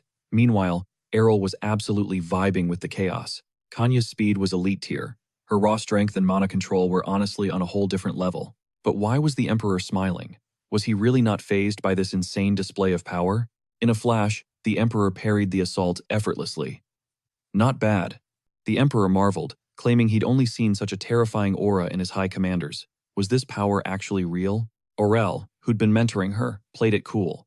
He claimed he was merely experimenting with a simple, unproven theory. It worked flawlessly. To push a warrior's limits to the absolute max, he'd used his own sister as a guinea pig. She was the perfect fit. As the Emperor's curiosity piqued, Aurel's sharp instincts suddenly kicked into high gear. His old man was definitely plotting something annoying. But Aurel realized the Emperor's ambitions were actually far more grand. The Emperor was likely envisioning an unstoppable legion of mass-produced Aura Knights to conquer the world. Aurel broke the news. If his father expected Kania-level results from every soldier, he was in for a total letdown. His sister was a prodigy who'd trained since birth. This insane power level was the result of raw, god-tier talent. Plus, her grind was non-stop. The Emperor's face soured at the answer, but Aurel held the real secret close. Sure, anyone can level up by fixing flaws with the right method, but there was one massive, exhausting catch. Training a bunch of dudes one by one sounded draining. Seeing nothing but sweaty soldiers daily was his literal nightmare. A total testosterone fest. His eyes deserved better views. Yet he couldn't just flat out reject the Emperor's grand plan. To avoid suspicion, he decided to label it a forbidden, top-secret technique meant only for an elite, chosen few. Basically, an exclusive skill locked behind the Imperial bloodline. The Emperor paused, weighing the gravity of his words. Aurel hoped the message landed. To the Emperor, the nobles were scavenging hyenas who'd likely weaponize any secret knowledge. Would they serve the throne or stab it? Why empower future rivals? Finally, the Emperor gave his firm nod. Fine, it stays in the family, the Emperor declared. Aurel's face beamed with pure, unadulterated relief. His legacy was set to last for generations. A secret imperial martial art, it sounded insanely cool and prestigious. He grinned, realizing every one of the Emperor's kids was now officially stuck in a brutal training hellscape. It was a golden opportunity. Within a month, the Emperor had already ramped the training intensity to the absolute limit. Using her as the gold standard for this unique style, many were deemed too weak to even handle it. One fact was undeniable: Aurel was a total game changer. Without him, the Empire's rise wouldn't be this legendary. His growth was lightning fast. Later, while Aurel enjoyed his favorite treat, a messenger arrived to summon him. It was time to pick his personal guards. Elite candidates were flooding in, their applications stacked incredibly high. These were the Emperor's hand-picked finalists. Aurel stared down at the massive mountain of resumes before him. Most were from high-ranking noble houses, the same people who'd looked down on him just a few years ago. Back then, he was nothing to them. Now, he was a superstar, though he knew this fame was unavoidable. With his godlike skills, guards were basically useless. But there was one past tragedy he refused to repeat. He wouldn't let his life end in misery again. The princess wailed in disbelief, making Aurel's head spin. Why not just pick 3 at random? Duke Merman agreed he could, but suggested a personal touch instead. Aurel nodded. Playing the interviewer actually sounded fun.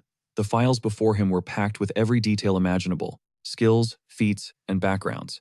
Asha noted it was a total information overload. Aurel just wanted to save his eyes. He only had eyes for beauty.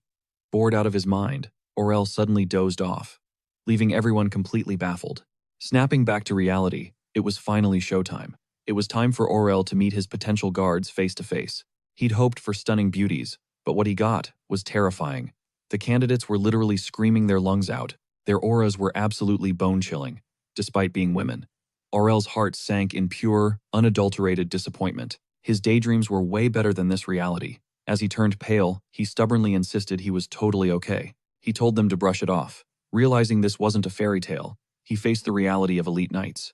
This was the look of true warriors who grinded daily. Dream time was over. It was time to get to work. Commanding their attention, he officially kicked off the interview. These women weren't just intimidating, they were the real deal. Their strength was no joke. One candidate actually looked more jacked and shredded than the Emperor himself.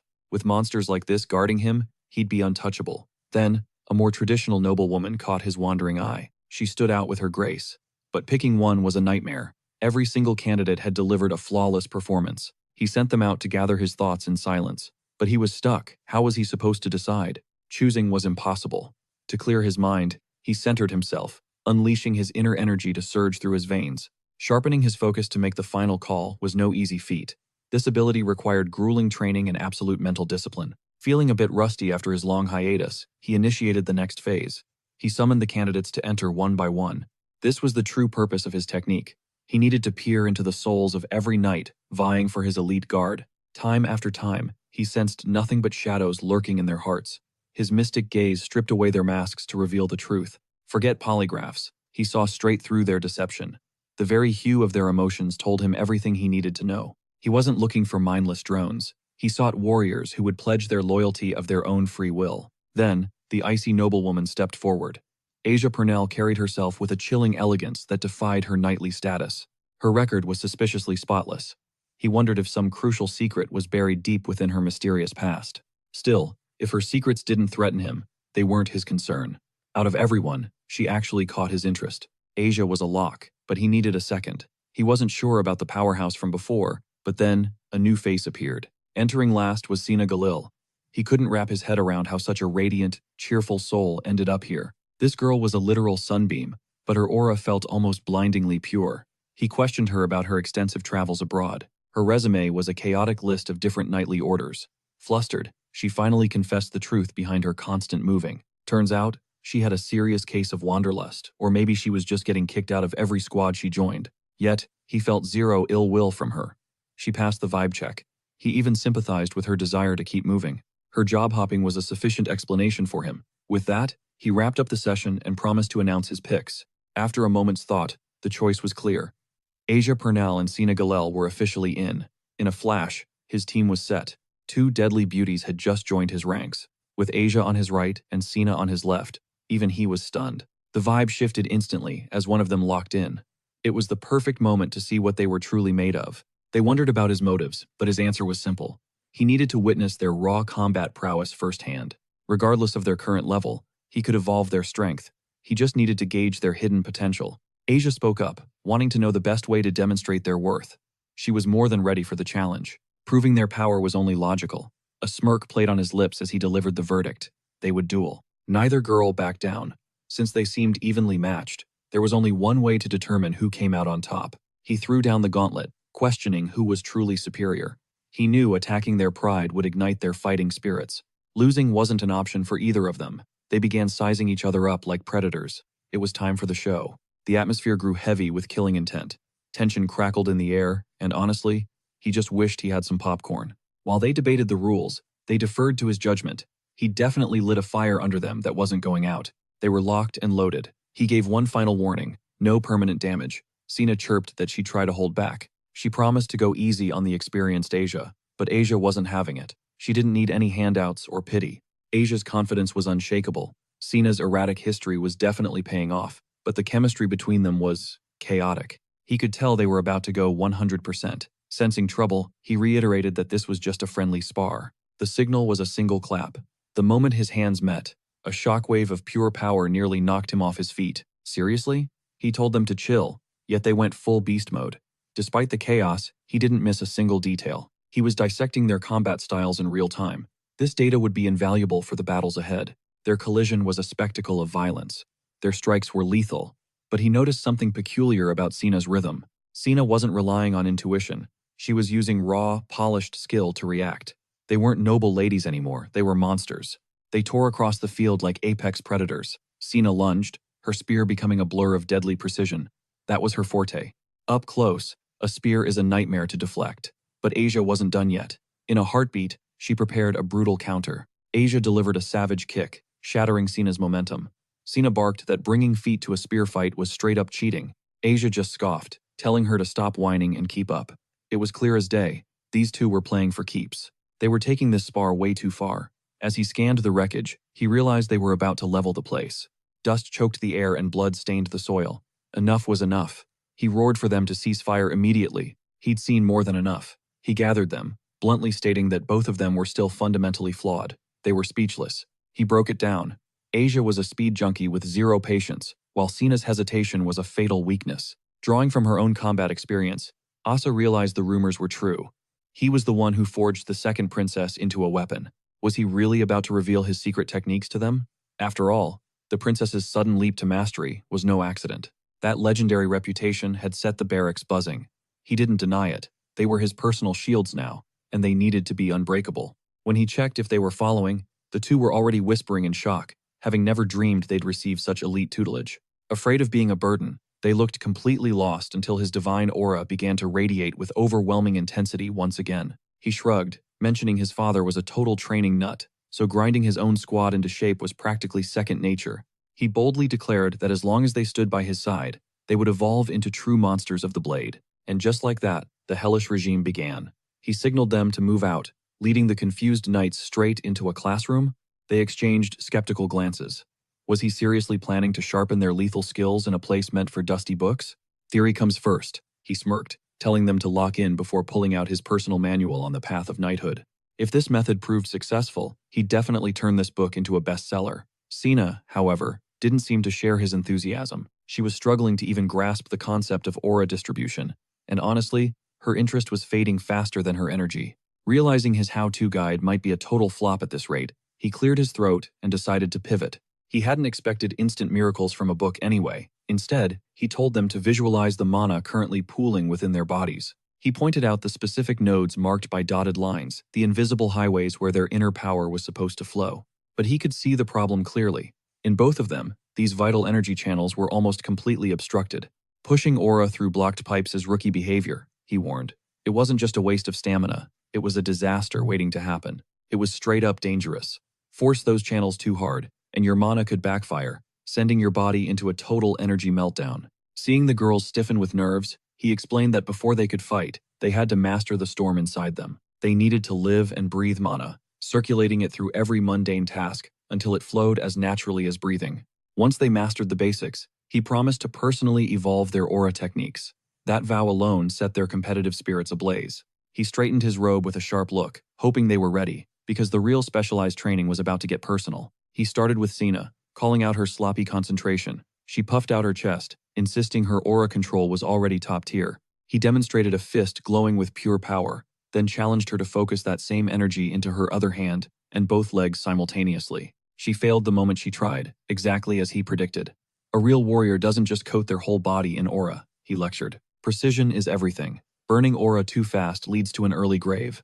Sina gritted her teeth, desperately trying to mirror his technique. It was a total wash. The second she tried to multitask her energy across different limbs, her focus shattered like glass. Her senses just couldn't keep up with the demand. He reached out his hands, suggesting they try a more hands-on approach. He told her to ignore the logic and just focus on the rising heat from his touch to anchor her aura. The trick worked like a charm as Sina's hands ignited. She claimed she finally got it, though she was secretly distracted by how soft his hands were. Our hero was completely oblivious to the vibe, suddenly feeling an inexplicable chill as he told her to quit the nonsense. He barked at her to focus, and the moment she did, Sina's face lit up. The breakthrough was real. She finally understood the flow. He wondered if his explanation was a bit scuffed, but he shook it off. All that mattered was that the lesson had landed. Next was Asa. He brought up their last duel, specifically that reckless kick she threw the moment she got within his range. She winced, realizing how desperate it looked to rely on a brawl against someone with clearly superior martial techniques. He explained that such a move was a fatal error in high-level combat, especially for a master of the spear. True mastery requires a cold heart and zero rushing. Exhausted and sweating, Asa finally realized why he had put her through this hell. We see our hero literally lounging on her back as she struggled. He just calmly told her to keep her focus locked in. He pushed her to find that inner stillness, a state where the chaos of the world couldn't touch her while she moved. Suddenly, the girl bolted up, a wave of realization hitting her about just how much their prince was doing for them. Still, there was a literal pest buzzing around that she'd ignored before, but it was finally becoming too annoying to overlook. It looked like she'd have to squash it herself. The training had left her drained, yet under his guidance, she felt completely reborn. Our hero could see the transformation clearly. She was becoming significantly more dangerous with every passing minute. She hadn't expected the regime to be this brutal, but the proof was right there. A massive tree trunk, sliced clean through. Asa Pernal stood there in awe, questioning if an aristocrat like her even deserved such divine instruction from a master like him. Her lineage had collapsed into ruins. While scraping by in a secluded southern hamlet, a monster horde struck. Tragedy swept her entire family into the chaos. Those beasts eventually claimed her father's life. He made a final stand to buy them time, a sacrifice that cost him everything. Tears blurred Asa's vision. Soon, even the high-ranking allies who once praised her family turned cold. They were completely abandoned. To survive, she enlisted in a knightly order. Her raw martial genius allowed her to ignite her aura instantly. A royal decree summoned her to the capital. However, she was dumped into the bottom-tier 15th Squad. They were a bunch of low-level losers, led by a pathetic, incompetent commander. His aura was laughably weak. The man only held power through pure nepotism. He demanded private training sessions while casting predatory glares at Asa. Using the creepy excuse that she resembled his daughter, he invited her to dinner. She stormed out, venting her fury on a tree. She secretly fantasized about maiming him during their next encounter. Such dark thoughts were born from pure desperation. She applied for a royal bodyguard position, never expecting to actually land the high-stakes job. Despite the pressure, she couldn't complain. This role finally allowed her family to live in comfort. She just needed more savings, just enough to enroll her younger brother into the prestigious academy. In her eyes, every recent blessing was thanks to our hero, and she felt a burning need to repay his kindness. Meanwhile, Sena recalled how her peers in the Royal Guard questioned her habit of waking up before dawn. With the rookies still struggling to keep up, constant vigilance was a necessity. Sina was born into a mercenary bloodline. Her people had lived that way for centuries. She was raised in a wandering tribe that claimed no nation. That was their reality. Then, a veteran reminded her that the Great War had ended 30 years ago. Peace had lasted far too long. Mercenary contracts were vanishing. The man warned her that their way of life was destined to become a ghost story. He urged her to escape while she was still young. The older warriors would handle the stubborn elders who refused to change. He desperately wanted her to find a different path. It turned out that man was her own father. She told him if his mind was set, no one could stop him, so she vanished. Sina realized home felt hollow now. Even grueling midnight drills didn't faze her. The true blow landed later while she was far away. Her father had a fatal clash with a crooked lord. She called him a fool, yet she was cut from the same cloth. Like father, like daughter, she charged into conflicts without a second thought. Once, she even pulverized a man. She despised his plan to turn her peaceful villagers into bandits. She didn't regret breaking him for a second. If anything, she felt a sense of relief. Since then, she drifted between battlefields and high-risk zones. Eventually, she volunteered to guard the prince, who seemed genuinely kind. She felt like she'd finally hit the jackpot. Strangely, she loved this new life. Our hero felt almost ethereal, lacking the typical arrogance of the ruling class. Every time she glanced at him, a bizarre sensation washed over her. His hands looked so incredibly soft. She felt a sudden urge to hold them. It was a feeling she'd never experienced before. More importantly, she believed there was no possible way to fully repay the overwhelming generosity shown by His Majesty. Both girls reached the same verdict. The only way to show gratitude was to shield our hero for eternity. Even if our hero lacked martial prowess or magical mana, his intellectual growth was absolutely terrifying. He invented rare goods that saved the kingdom's treasury, and even mentored the second princess. His theories alone pushed her to become an aura master in record time. To them, he was a god-tier genius. Meanwhile, our 13-year-old hero was lazily sipping lemonade. He was firmly convinced that nothing beats the joy of doing absolutely nothing. If possible, he'd spend months perfecting the ultimate art of laziness. At that same moment, the emperor was hosting a summit. The nobles noted that our hero turns 14 next year. With his coming-of-age ceremony looming and his genius proven in every field, everyone argued the ceremony was the perfect excuse to grant him a distant territory. No one dared object. But the emperor saw through the facade. They wanted the hero exiled. The ceremony talk was just a convenient cover. A noble noted that our hero's reputation had spread far beyond local borders and into foreign empires. A count warned that people might mistake him for the next successor. Instantly, the emperor's face flushed deep red. With veins bulging, he couldn't process such blatant lies. How many times did he have to say it? The crown prince held the claim, but even though our hero dodged the throne, nobles wouldn't stop the clout-chasing rumors. Whispers crossed borders worse. The young elite were now standing our hero instead of the actual heir. As the vibes shifted, the emperor sensed a storm, knowing exactly where this political drama was headed. History was repeating its darkest era, but the emperor shut down the talk before it could escalate further. The court kept pushing, claiming this wasn't just gossip, it was a direct threat to the royal family's future. They preached about stability, but the emperor saw right through their desperate attempt to sideline our boy. They were dead set on exiling him. Faced with their petty ultimatum, the emperor let out a heavy sigh. Cornered, he agreed to consider their request only if they found a territory suitable for a royal. When our hero finally opened the letter, the true nature of that shady meeting became crystal clear. They weren't granting him land.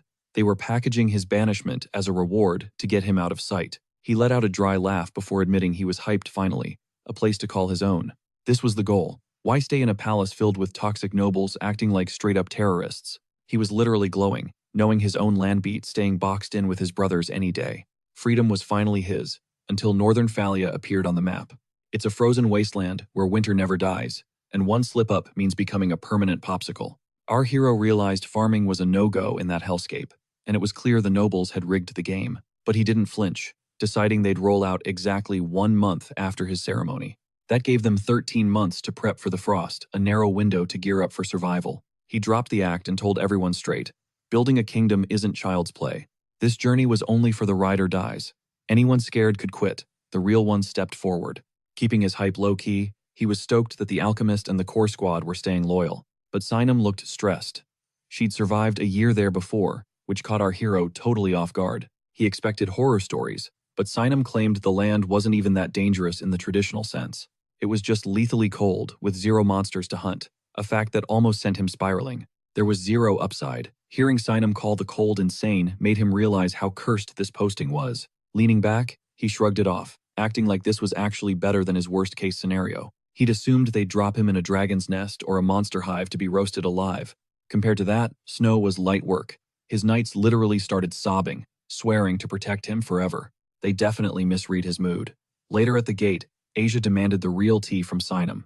Asia's gut told her something was off, and she knew our hero's sharp eyes hadn't missed it either. The unbearable cold was only half the story. The knights sent there weren't just guarding snow. They were meant to execute the mutated monsters tough enough to survive that Arctic hell. Sinam grinned. Asia didn't find the joke funny. She'd follow our hero anywhere, but this blatant betrayal stung. Discarded like trash, she couldn't believe it. But seeing the fire in our hero's eyes, she relaxed. He clearly had a master plan. She couldn't explain the vibe, but fear just didn't exist in his world. She bet it all on him. Still, she sent a secret dispatch back home just to be safe. Our hero finished the paperwork, satisfied that his logistics were finally locked in. But his mother, even if she stayed silent, her heart had to be breaking into pieces. He paced his room, regretting he'd banned the maids from telling her about his frozen exile. Her safety was his top priority once he left, especially after the hit on his sister. He needed high-tier gear, long-range comms, teleportation circles, and elite magic arrays. Magic scrolls and top-tier mages? The cost was high, but his brain was already calculating the win. He had to be surgical. For now, the entire manor focused on prepping for the Great Migration.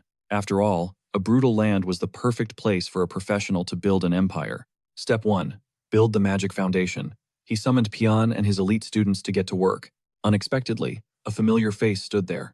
He demanded absolute confidentiality first. Pian agreed instantly. The job was light work, our hero assured him. The catch? He needed it yesterday. Such frantic haste caught Pian off guard. He squinted at the blueprints. His jaw practically hit the floor in disbelief. Did you steal this? He bluffed.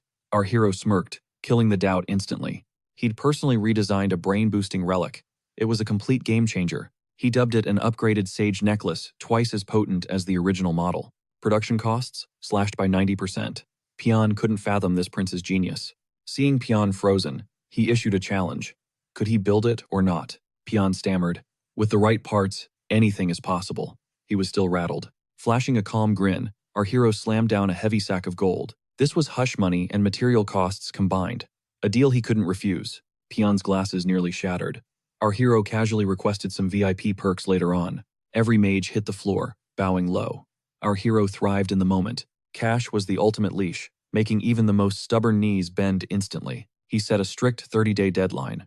That gold was a brilliant investment, indeed. With them busy, he could focus. Days later, the mages delivered the prototype. Don't call it that, he groaned. The original name was Pure Cringe. 10 days? They'd perfected it already. Pian's craftsmanship was actually top tier. This prototype was flawless. Now, it was time to scale up production immediately. The mages prayed for a small order. He raised 5 fingers, grinning innocently.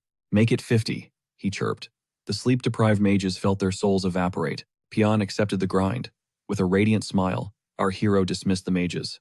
Unfair? They should try living 100 past lives first. Stage 2. Start. Inside the carriage, Asia's curiosity piqued. Why were they traveling so far out? This requires a personal touch, he replied. Some things couldn't be ordered in. Another shopping spree? Fate led them straight to the local slave market entrance. The words hit Asia like a truck. She screamed, "This is absolutely wrong." She'd completely misinterpreted his motives. Her mind spiraled into dark, tragic scenarios. She imagined him as a brutal tyrant, lashing workers and forcing back-breaking labor. Starvation and impossible quotas filled her head. Our hero waved his hands frantically. "I'm not a monster," he shouted. But the word slave usually meant hell. He expected screams and misery, but the facility was surprisingly spotless and quiet. Asia noted that sick merchandise loses value. The overseers were strictly professional here. This was a high-end bazaar for premium labor. Everything was meticulously maintained. A man approached with a slick grin. "Our inventory is vast and elite." He welcomed Errol warmly, introducing himself as Jan, the market's head manager. Our hero demanded formal respect. He was here as a high-paying client, after all. His notorious reputation preceded him. Jan's politeness was clearly a calculated move. Jan boasted about their legal compliance. Everything here was strictly by the books. They dealt in contracts, Jan claimed. Asia whispered the grim reality to Errol. Most were victims of crushing debt or insane taxes. Poverty was the cage. For some, this was the only alternative to starving. Jan opened the doors. No thugs allowed here. Asia suspected they'd scrubbed the place before their arrival. They entered Jan's office. The atmosphere suddenly grew sharp as they sat down. When Jan pressed for details, our hero didn't overthink it. He demanded every type available. "I want them all," he stated. Jan's jaw dropped when he requested a massive fleet of 150 souls. The merchant froze. Errol simply smirked, asking if the number was too intimidating to handle. Jan scrambled, noting he'd have to raid outside the capital. "Why so many?" he pried. Errol kept his cards close. No schemes, just one non-negotiable rule. Sort them by blood and bond. Groups of 5. Jan groaned at the logistics. Despite the hassle, whole families were common stock. He barked orders to his crew immediately. Mountains of parchment appeared. Errol was stunned to see even literacy was tracked, pure efficiency. "Can you ship them to my coordinates?" Errol asked, ready to pull the trigger. The moment Jan nodded, the prince signaled for the payment. Cold, hard currency. A heavy sack of gold hit the wood. Jan's pupils dilated with pure greed. "A true pleasure, Your Highness," he beamed. Errol was now his VIP. In any world, cash is king. Back in the carriage, the vibe shifted. Asia couldn't hold back. "Why such a massive army of workers all at once? I'm breathing life into a graveyard," he replied. "A barren wasteland needs a heartbeat. A lord of nothing is just a title." These people were his foundation. 50 artifacts weren't enough. He'd arm every family with magic and knowledge. Total transformation was the goal. Asia's eyes sparked with awe. Errol just tilted his head. What was the big deal? He wasn't about to freeze in some hole. This land would serve him, regardless of her shock. It was all about the ultimate lazy life. Total comfort required some early game grinding. Train the staff, then kick back. Now, he just had to wait for the results. Departure day loomed. Even for a transmigrator, leaving the nest feels heavy. As he dwelled on the goodbye, his mother slipped into the room, face etched with worry. She clung to him, desperate to petition the emperor. He hushed her letters, would bridge the gap. We have a whole year, Mom. Save the tears for later. He forced a gentle smile. His destination remained a ghost. He'd reveal the truth once he'd conquered the wild. Meanwhile, Princess Kanya was on a rampage. Training dummies shattered under her fury. Next, she screamed, demanding her knights strike to kill or face her wrath. The thought of him being exiled by those slimy nobles made her blood boil. She understood the politics, but she absolutely refused to forgive the outcome. The betrayal stung. He'd known for 6 months and said nothing. Silence felt like surrender. Little did she know, he kept quiet just to avoid this exact volcanic explosion. Her mana flared. Kanya wasn't just going to wave goodbye. Her aura surged violently. Rage and sorrow fused into raw power. It was the awakening Errol had anticipated. In a burst of light, the Empire's youngest swordmaster was born. History had shifted. A legendary breakthrough fueled by brotherly obsession. Errol felt the shockwave from afar. The sensation mirrored his past life's peak. Suddenly, the clock was ticking faster. Then came the speeches. The endless, mind-numbing ceremonies. Time slowed to a crawl. His coming-of-age gala was a sea of fake smiles and empty praise. Every word was a chore. Internally, he was counting down the seconds to freedom. It was suffocating. Far worse than his first birthday, when he could just play dead. Now, he was a glorified puppet, forced to wave at the very people who wanted him gone. The entire capital watched. To them, this wasn't a party, it was a send-off. Good riddance to the trouble prince, they whispered. Their hypocrisy was sickening. But seeing his mother's face kept him in check. One more month of this masquerade. Finally, those arrogant glares would be a memory. Since this was a divine goodbye, he decided to play the saint. The empress glided over, acknowledging his new status as a lord. She feigned sympathy, suggesting his departure must be breaking his mother's heart. Errol knew better. That white-haired viper never missed a chance to strike. With a formal bow, he countered that she was perfectly fine. Leaving the nest was inevitable sooner or later. He was just moving up the schedule. Hiding her skepticism behind an ornate fan, she claimed Zale would miss his presence. Supposedly, Errol's coaching turned Zale into a dance floor pro. She insisted Zale was truly thankful for the lessons. Now, she wanted to settle the debt. Errol immediately smelled a rat. Was this really a gesture of goodwill? Good fortune, this convenient, always had strings attached. Yet, she handed over a luxurious fox fur cloak. It was a specialty from his destination.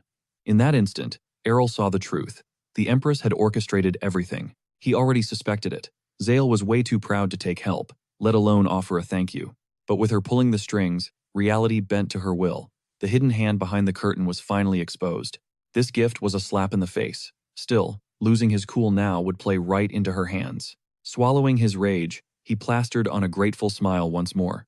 He promised to thank his brother in person later, declaring that distance mattered little when shared blood bound them together. They'd back each other up from afar. Inside, Errol was screaming, barely resisting the urge to snap her neck. He prayed to the heavens he'd never have to fulfill that lie.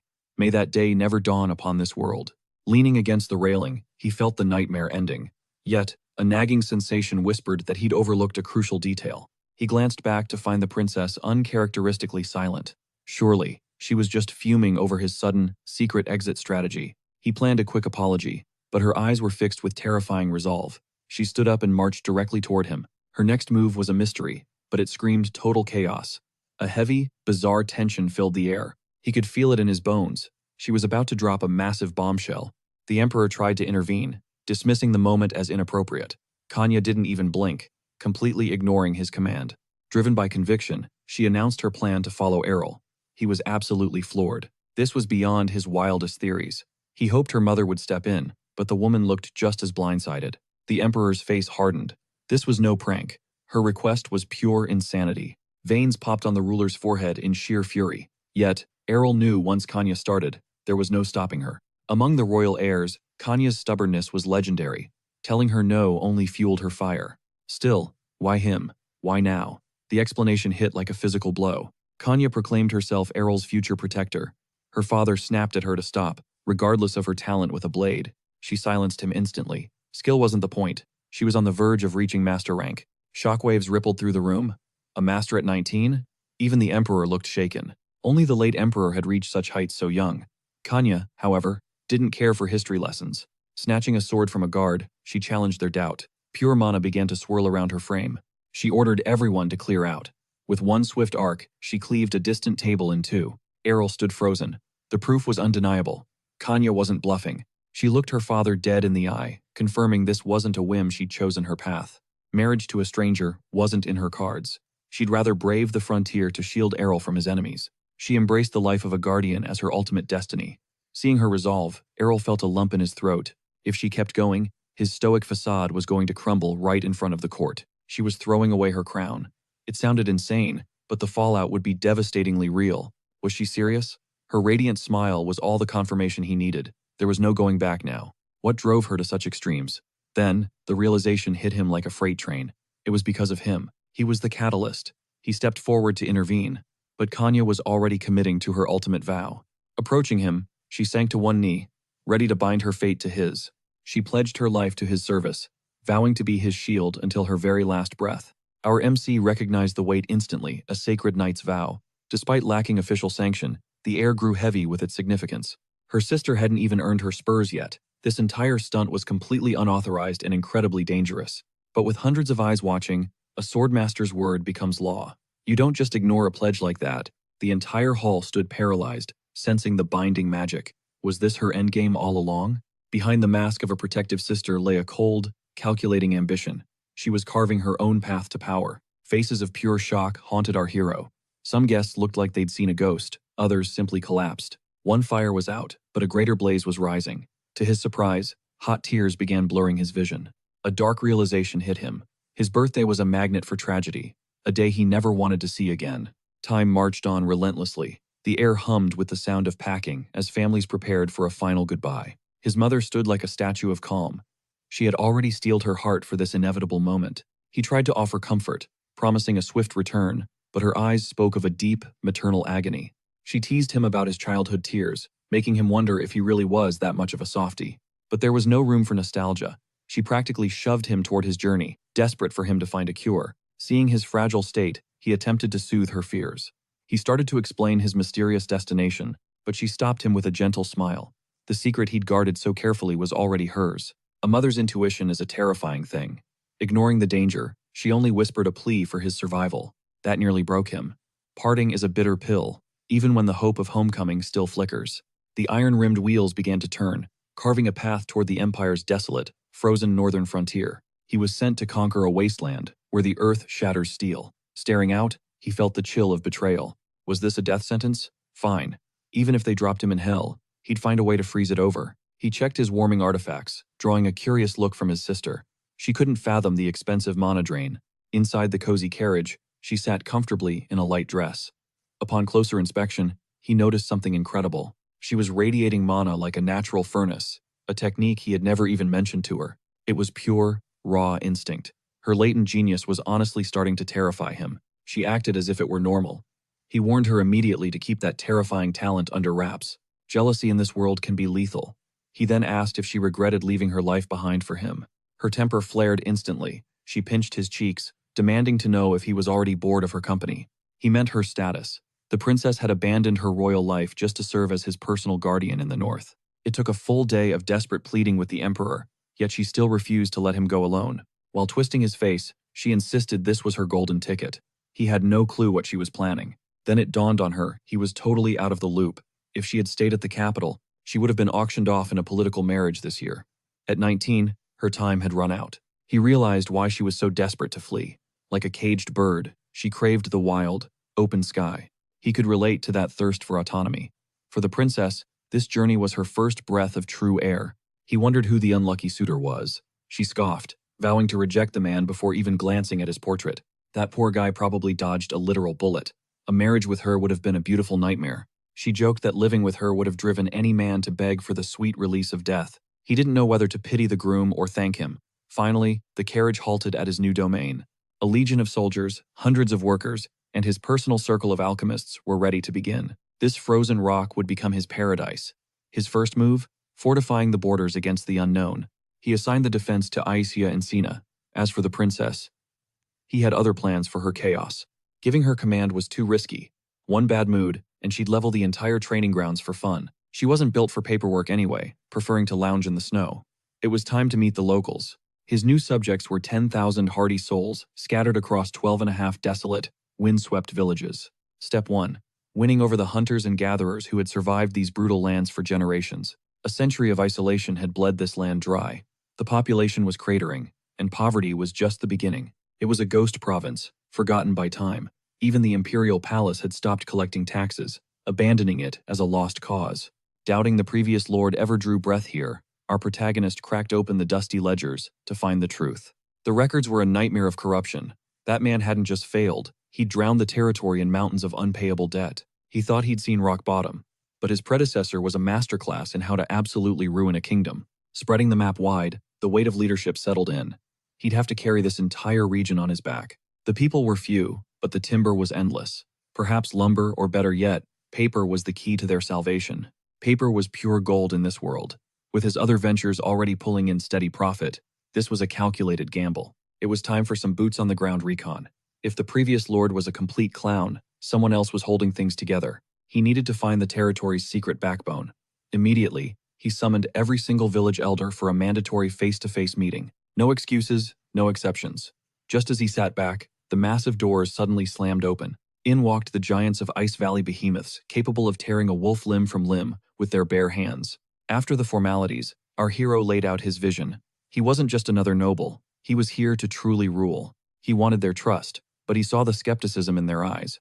To them, he was just a pampered kid, playing lord. Who could blame them? But then, a young face caught his eye, an anomaly among the sea of grizzled elders. The youth spoke up, explaining his father, the former chief, had passed away, leaving the heavy burden of leadership to him. He had stepped up to lead. Of course, our hero already knew this from his late-night research sessions. He didn't push it.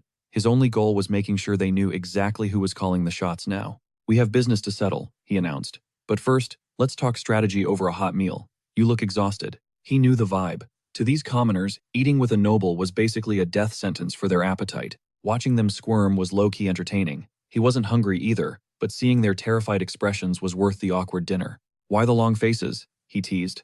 The tension was thick enough to cut with a sword, and honestly, he felt it too. He'd prepped endlessly for this. Nearby, his sister was struggling to hide her laughter at his serious lord persona. She'd never seen him try this hard to look intimidating.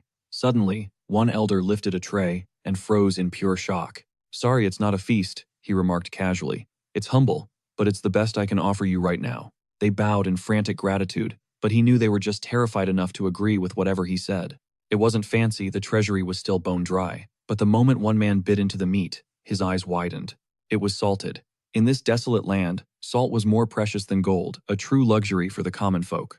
This was a delicacy. By sharing this humble meal, he was signaling that he wasn't just their lord, he was one of them. He stood with his people, not above them. Ready to lead, he finally dropped the act and spoke from the heart.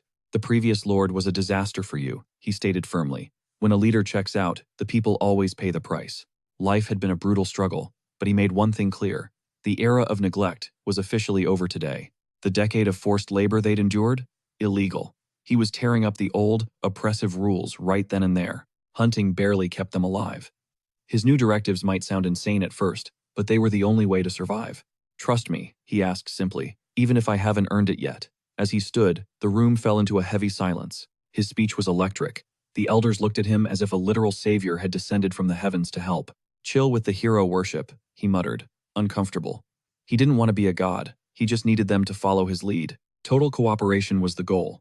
If they followed his plan, he'd break the chains of poverty and liberate their people forever. No more starving in the woods. His first order? Welcome the newcomers he'd brought, every single one of them. These former slaves were now free citizens. They needed homes and peace, a chance to finally live as real families again. The literate among them would become his personal staff. The chiefs agreed, but a massive social barrier still stood in the way. Would the villagers truly accept outcasts? Even without the chains, the stigma of being a slave was a mountain to climb. They were still untouchables in the people's eyes. But our hero just smirked. He wasn't going into this without a master plan. With one subtle flick of his hand, the message was sent. Instantly, the village heads folded, swearing their absolute loyalty. Walking out, the elders were stunned.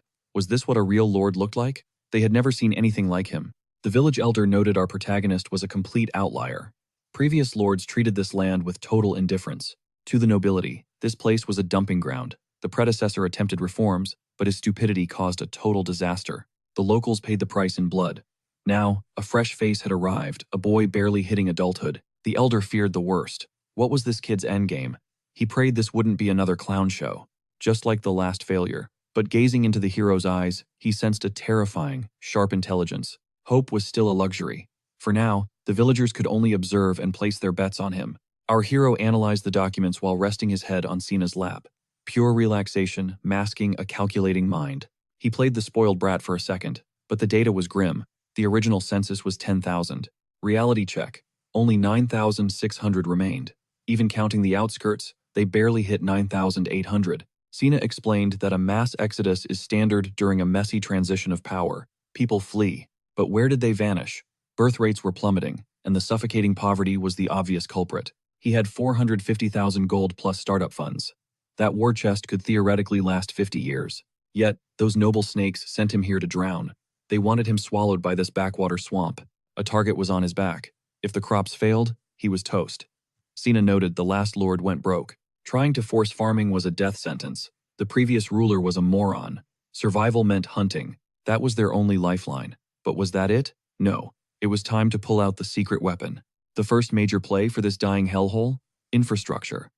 The roads were crumbling, death traps for travelers.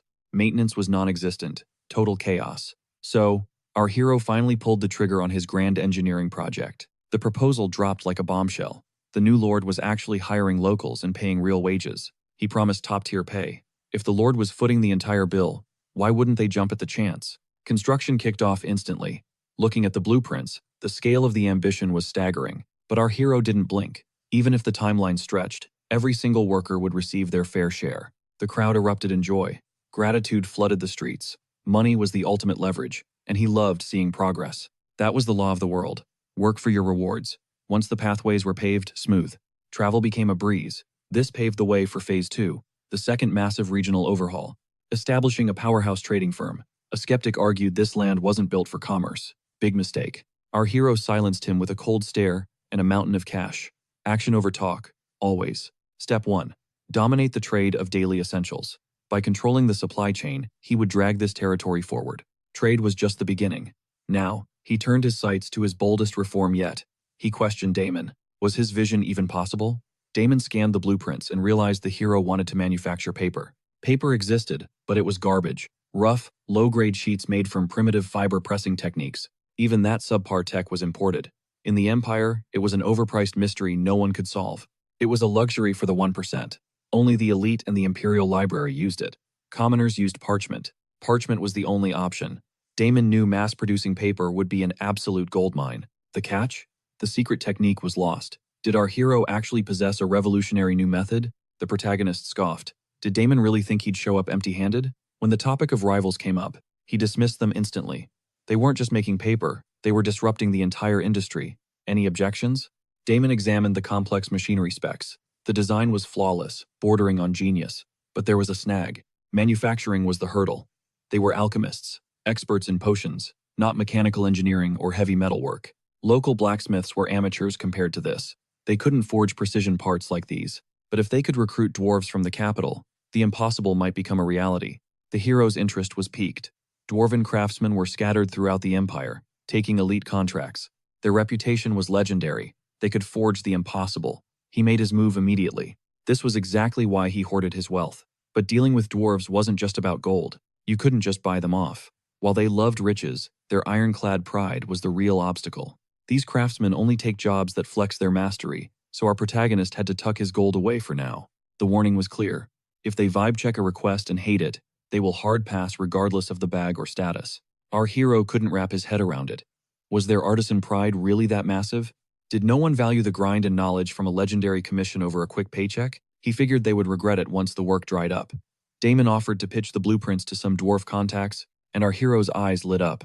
Damon was certain those complex designs would hook their interest instantly. Fast forward a few days to a dwarven forge, where a master dwarf was barking orders to stop slacking. The faster they crushed the work, the easier life would be. Suddenly, an apprentice announced a new letter had arrived. He scoffed, assuming it was another annoying imperial demand, and told them to schedule a reply for next year. But the sender was that alchemist from 10 years ago. The dwarf's memory sparked. He knew exactly who it was. He couldn't fathom why the man was reaching out now, but then he went ghost white and fell silent. He dumped his tools on the servant and bolted, shouting that he needed an emergency meeting with the others. The servant stood there stunned. Was that piece of paper really that deep? The chief's expression had flipped instantly. What were those words? No one understood why he would summon everyone when they were already drowning in orders. Some complained that if it was so urgent, he should just go alone. He snapped back that this was absolutely massive. A hand-drawn blueprint had arrived. The sender wanted them to forge top-tier gear over in Pahelia. One dwarf snorted, calling the request a joke and mocking the chief for calling a whole meeting for one job. The chief admitted he thought it was cap too until he actually laid eyes on those technical specs. It was a revolutionary papermaking design. He told them to remember the disaster from 5 years ago. That Easterner who promised high-quality paper. Everyone remembered that failure because, in the end, they couldn't even touch his standards. Their craftsmanship had been met with nothing but pure humiliation. Some were ready to retire their hammers in shame. The chief held the scroll high. This was their redemption arc. The tech they couldn't reach 5 years ago was right here, and that same legendary man was asking for help. He exhaled, a grin spreading, and declared that if no one else was down, he would head to Pahelia solo. The room exploded. They told him to cut the nonsense. He was already swamped with work. He just laughed. He claimed his disciples could hold down the fort, silencing the room before the real arguing started. Everyone wanted a piece of the action. If this was a business trip, the whole squad was volunteering. Finally, the gnome shouted for silence, pointing out that the forge would literally die if they all left. Only half the crew could go. As they debated, the worker serving that dwarf stepped in to check the chaos. He witnessed the unthinkable, dwarves brawling. When words fail, these guys settle everything with their fists. That was the iron law of the forge. The worker noped out, slowly closing the door on the violence. Meanwhile, our hero sat back, realizing a reply would take at least 5 days to arrive. What now? The answer was simple: ultimate laziness. He was a professional at doing absolutely nothing. Since there was zero work, it was time for a much-needed break. Still, shouldn't he be productive? He had waited ages for a chance to rot in peace. Then, a piercing screech shattered the silence. He wondered when his griffin got so loud, then saw the creature streaking across the sky at a terrifying height. He couldn't believe his eyes. Even a pro could barely fly that high, and there was zero chance. A baby griffin could hit those speeds alone. It was being pushed past its limits by the princess. She was literally yeeting the griffin into the sky to teach it. Our hero demanded to know what she had done. Had the poor bird messed up? The princess just shrugged and said she was only training it. He failed to see how that counted as training. We then flash back to see how this mess started. With the duty handover in progress, the princess was the only one with a totally empty schedule. Her routine was a loop of eating, sword grinding, and sleeping, over and over every single day. For a girl who can't sit still, the boredom was lethal. Then she spotted the griffin chilling in the garden. That is when the bird's nightmare began. She wanted a fast mount, so she forced it into a brutal regime. Our MC realized teaching his sis common sense was more vital than blade skills. Suddenly, a thought hit him. Could this be the perfect bonding moment? With the palace quiet and his schedule finally clear, he pondered the possibility. How do normal siblings actually hang out? In his first life, he was an only child. Past lives offered family, but those connections were ice cold. His peak sibling goal back then was just mutually ghosting one another, until the bitter end. Even as a legendary pro, he was completely clueless about brotherly duties now. Releasing the griffin, he finally granted the beast its freedom. As it soared away, he turned his gaze toward his sister. Vowing to be a top-tier brother this time, he proposed a game. Round 1, a classic match of high-stakes chess, but turns out, using brain cells was pure agony for her. Before long, she rage-flipped the entire board in frustration. Screaming her hatred for the game, she forced him to forfeit. Honestly, he wasn't exactly feeling it either, but up north, fun was a rare loot drop, and chess killed the monotony. He calmed her down instantly. He offered a rematch, suggesting she use that high-tier artifact he gifted to boost her strategic mindset. Deep down, he knew she was cooked. His mastery was light years ahead of any mortal player. Still, was holding back this much even necessary? Suddenly, the monostone fractured under the sheer mental pressure. Her expression shifted to pure rage. Drawing her blade, she sliced that chessboard into 4 jagged pieces. Our MC spiraled into hopelessness. Chess was his only hope to actually buff her intelligence stats. Playing it cool like nothing happened, the princess declared chess officially banned from their hangout sessions. At a total loss, he asked about her usual hobbies. Her response was chillingly simple: non-stop combat training. He was stunned. Did she never experience burnout? Even he couldn't find a moment of peace lately. How do you bond over that? But as his stomach roared, a brilliant new plan sparked in his mind. A cooking collab. The idea terrified her. She'd never touched a stove. She begged to skip the kitchen duty. He stood firm, explaining that elite knights must master survival cooking. In his expert opinion, knights weren't just bodyguards, they were frontline hunters. And here was the brutal reality check. Expeditions could drag on for weeks. Did she plan on starving? Without basic culinary knowledge, she might literally poison herself. He lectured her that cooking is an essential survival skill for every warrior. That's why she needed this lesson. Though looking miserable, she finally caved. He assured her everything was fine. He'd guide her, despite the bizarre irony of a younger brother schooling his older sister in the kitchen. Donning a chef's apron, our MC announced the main course, a hearty, rustic meat stew. It was a straightforward recipe requiring minimal ingredients, a classic staple for any traveling adventurer. The ultimate soldier's meal, easy, filling, and iconic. He prayed they'd survive the prep without a disaster. Miraculously, as she chopped the greens, he noticed her blade work was unexpectedly surgical and precise. Mentoring her through every phase, they finally reached the end game. Her first culinary creation was served. He gave it a passing grade, promising that with more XP, she could survive any treacherous journey ahead. She'd be self-sufficient. Our hero finally felt his mission to entertain the princess was mission accomplished. After the meal, he dreamed of a short nap. But before he could even stand up, a frantic servant burst in with a high-priority alert, shattering his strict "do not disturb" command. Breaking that protocol meant something major was going down. He demanded the status report immediately. "A goblin delegation has arrived," the servant gasped. Our MC was floored. Then came the kicker. The goblins had threatened a bloodbath if the hero didn't show his face pronto. He couldn't believe the audacity. How did the dwarves mobilize this quickly? Regardless, their arrival meant the alliance was on. Time to execute. Laziness wasn't an option anymore. Despite the early arrival, he had to welcome these guests with proper dignity. He stepped out to greet them, but the dwarves stormed right into his personal space, barking questions. "Are you the genius behind this blueprint?" Asia, witnessing the disrespect, stepped in to check their attitude. She demanded an immediate apology. The dwarf sensed her immense power level, yet her hostility only intensified. He gave a gruff apology. After all, human hierarchy meant nothing to dwarves. They despised those hollow formalities. Polite, noble speech wasn't in their nature. Our MC intervened, reminding everyone these were VIP allies. He realized the clock was ticking on this spat. If it dragged on, Asia might actually delete them from existence. Then came the truth bomb. Yes, he was the mastermind behind the blueprint. Naturally, the dwarves weren't buying the hype. They demanded receipts. If this was a human prank, they wanted the real architect out right now. Our boy stood his ground, but the dwarves couldn't fathom a scrawny kid designing something so god-tier. He looked too fragile to even lift a tool. Fed up, our hero let Asia handle the muscle so he could actually talk business. Even the butlers had to intervene to kill the standoff. Once things chilled, the dwarves gave him one final vibe check on that design. Low on energy after dumping 7 pieces of proof, he questioned why they'd pulled up so incredibly fast. Had he known, he would have rolled out the red carpet, or at least let them catch a breath first. But the dwarves cut the fluff. Did he want the machine built, or what? Our MC gave a firm yes. That was the whole point. Humans lacked the crack skills for this. The dwarf smirked, knowing these components were far beyond mere human capabilities. Was this guy just flexing his race? Our hero didn't miss a beat and fired back. That a human brain is plenty for peak ideas. After all, he shamelessly glazed himself as a certified genius. He claimed full credit for the design, flexing his high IQ without a single hint of modesty. A true legend, he even teased a massive backlog of secret inventions. Surprisingly, the dwarf actually bought the hype. Seeing how eccentric this kid was, his yap session actually worked. The dwarf instantly calmed his energy. Ego stroking was the ultimate cheat code. From the jump, it was clear the deal was basically locked in. Our MC tried to explain the vision, but the dwarf intercepted. Since they showed up in real life, they were already all in. The contract was a go. Forget the bag. The actual payment wasn't even on their radar yet. They'd take any terms offered. These guys only grind on hype projects, and since this machine was fire, they needed a look at his other blueprints too.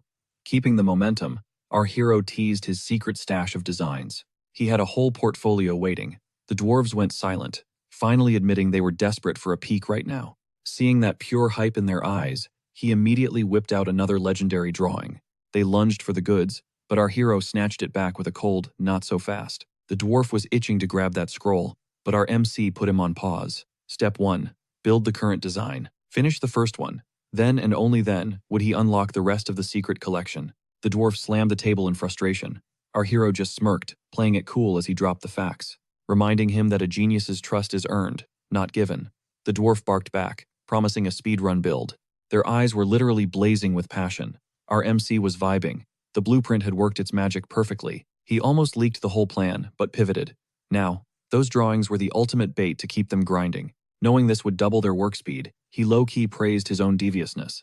That was his dark side shining. The plan was working flawlessly. Soon enough, the dwarves were pulling up to his place constantly.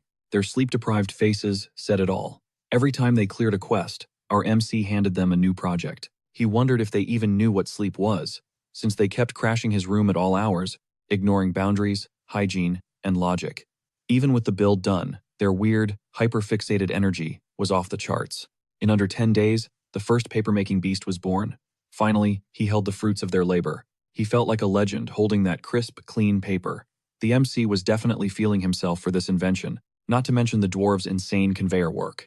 This wasn't your basic, mid-tier paper. While others dried sheets one by one like NPCs, his machine mass-produced pure, snowy white perfection in batches.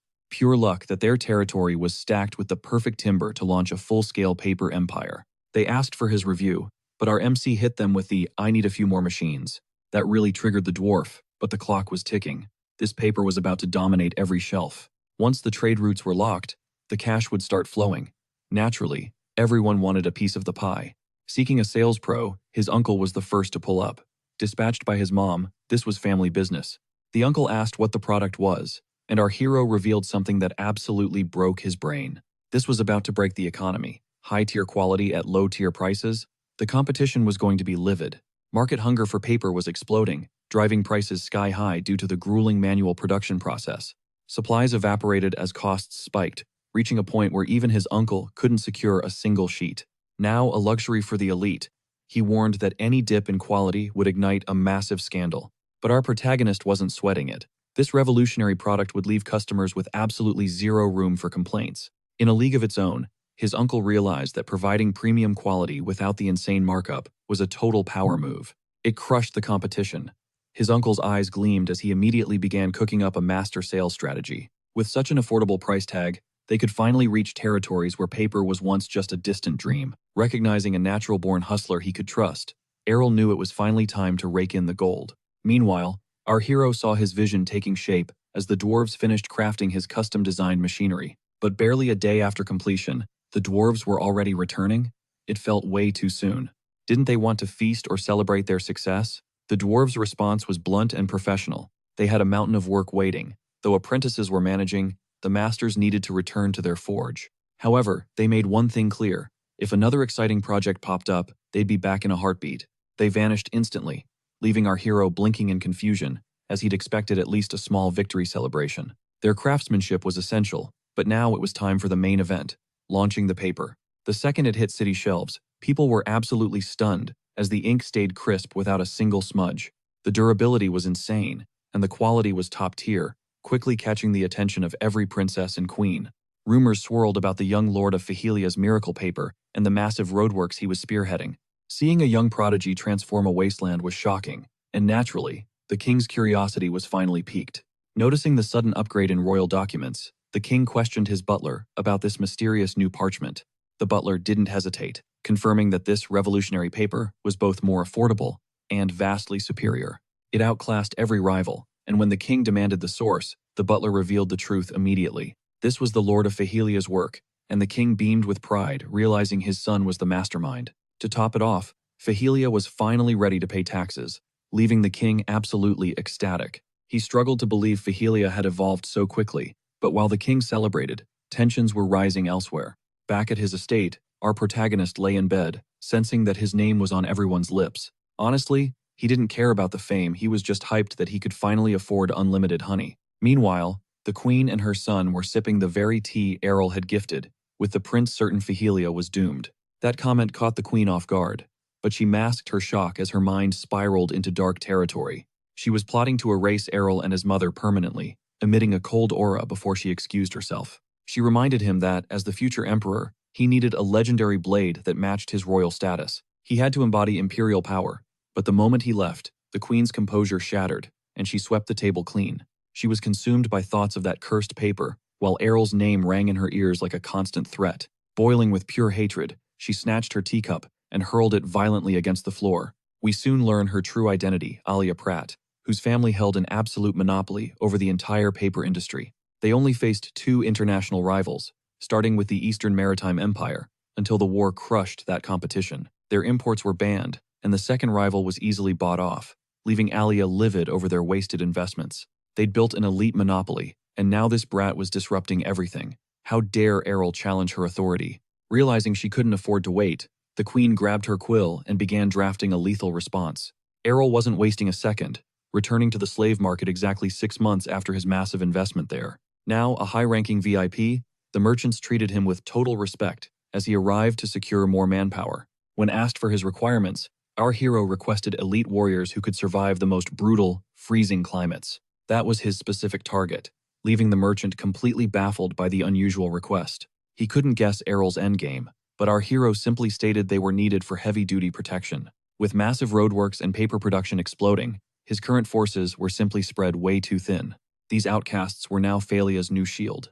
Errol knew his lordship title carried the weight of a count, granting him massive authority. His rank allowed for a 50,000-strong army. When asked for his requirements, Errol simply raised 5 fingers. The merchant guessed 500, but Errol corrected him he wanted 5,000. All the man saw were piles of gold.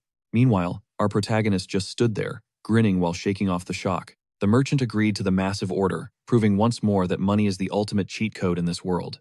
After roaming the city, he inspected the dwarven forged blades. The craftsmanship was straight-up legendary. By then, the massive crowd had gathered to witness their new master. Lord Errol gazed at his new subjects, praying they possessed the strength needed. He needed them to guard his land. Finally, with his tasks done, it was time for some rest. Under the cover of darkness, shady figures began creeping toward our hero's paper mill. Their mission? Sabotage. Deleting the factory's machines would absolutely wreck the local economy. They gambled on zero security, dreaming of the massive payout that would let them retire forever. It was the ultimate heist. Scouting ahead, they only spotted 2 lone guards. Easy pickings. They synchronized their strikes, taking the guards out in total silence. They stormed inside, but the room was hollow. Suddenly, elite knights emerged from the shadows. Trapped, they were baffled how such a large force had stayed hidden. Errol appeared as the chaos peaked. The intruders instantly started begging for their lives. They claimed they were just pawns, but Errol felt zero pity for those threatening his people. He ordered them hauled off for interrogation, demanding they spill every dirty secret they held. Errol walked away, leaving the cleanup to his men. He despised violence, but some lines can't be crossed. Threatening his inner circle was a death sentence. He'd never compromise when his loved ones were at risk. He'd suffered enough. By sunrise, the interrogators had begun breaking the prisoners. Justice was served swiftly. Their sentence? Lifelong slavery within the territory they tried to ruin. Unfortunately, the low-level grunts knew nothing. Errol realized he needed a smarter strategy. On the bright side, the economy was booming, and the budget was finally secure. Finances were no longer a headache. Now, it was time for the main event. He needed to test the goblin's teleportation circle, despite the astronomical price tag. Every enchanted piece was top tier, making it worth the risk. He refused to overthink the potential glitches. He was going home, no matter what. He slotted the magic stone, completing the ancient device. With the destination set, he summoned Kanya, though she looked totally sketched out by the machine. Regret started kicking in, but Errol's calm aura helped settle her nerves. He promised a safe, lightning-fast trip. Yet, her gut was still screaming in protest. Kanya hesitated, so Errol grabbed her hand and pulled her straight into the shimmering portal. He told her to just watch and focus. She nodded, even though she was low-key terrified. Errol promised the only side effect was mild vertigo. Once she braced herself, the journey began. They vanished. Kanya gripped him so hard he could barely breathe. It was a bumpy ride, but a second later, they landed safely back home. Childhood memories rushed back. Overwhelmed, Errol literally kissed the ground in relief. No more freezing winters for him. Nanny rushed over, beaming with pride after activating the magic stone. Lady Phalia was waiting. Errol suggested they split up, which immediately annoyed his sister. Duty called.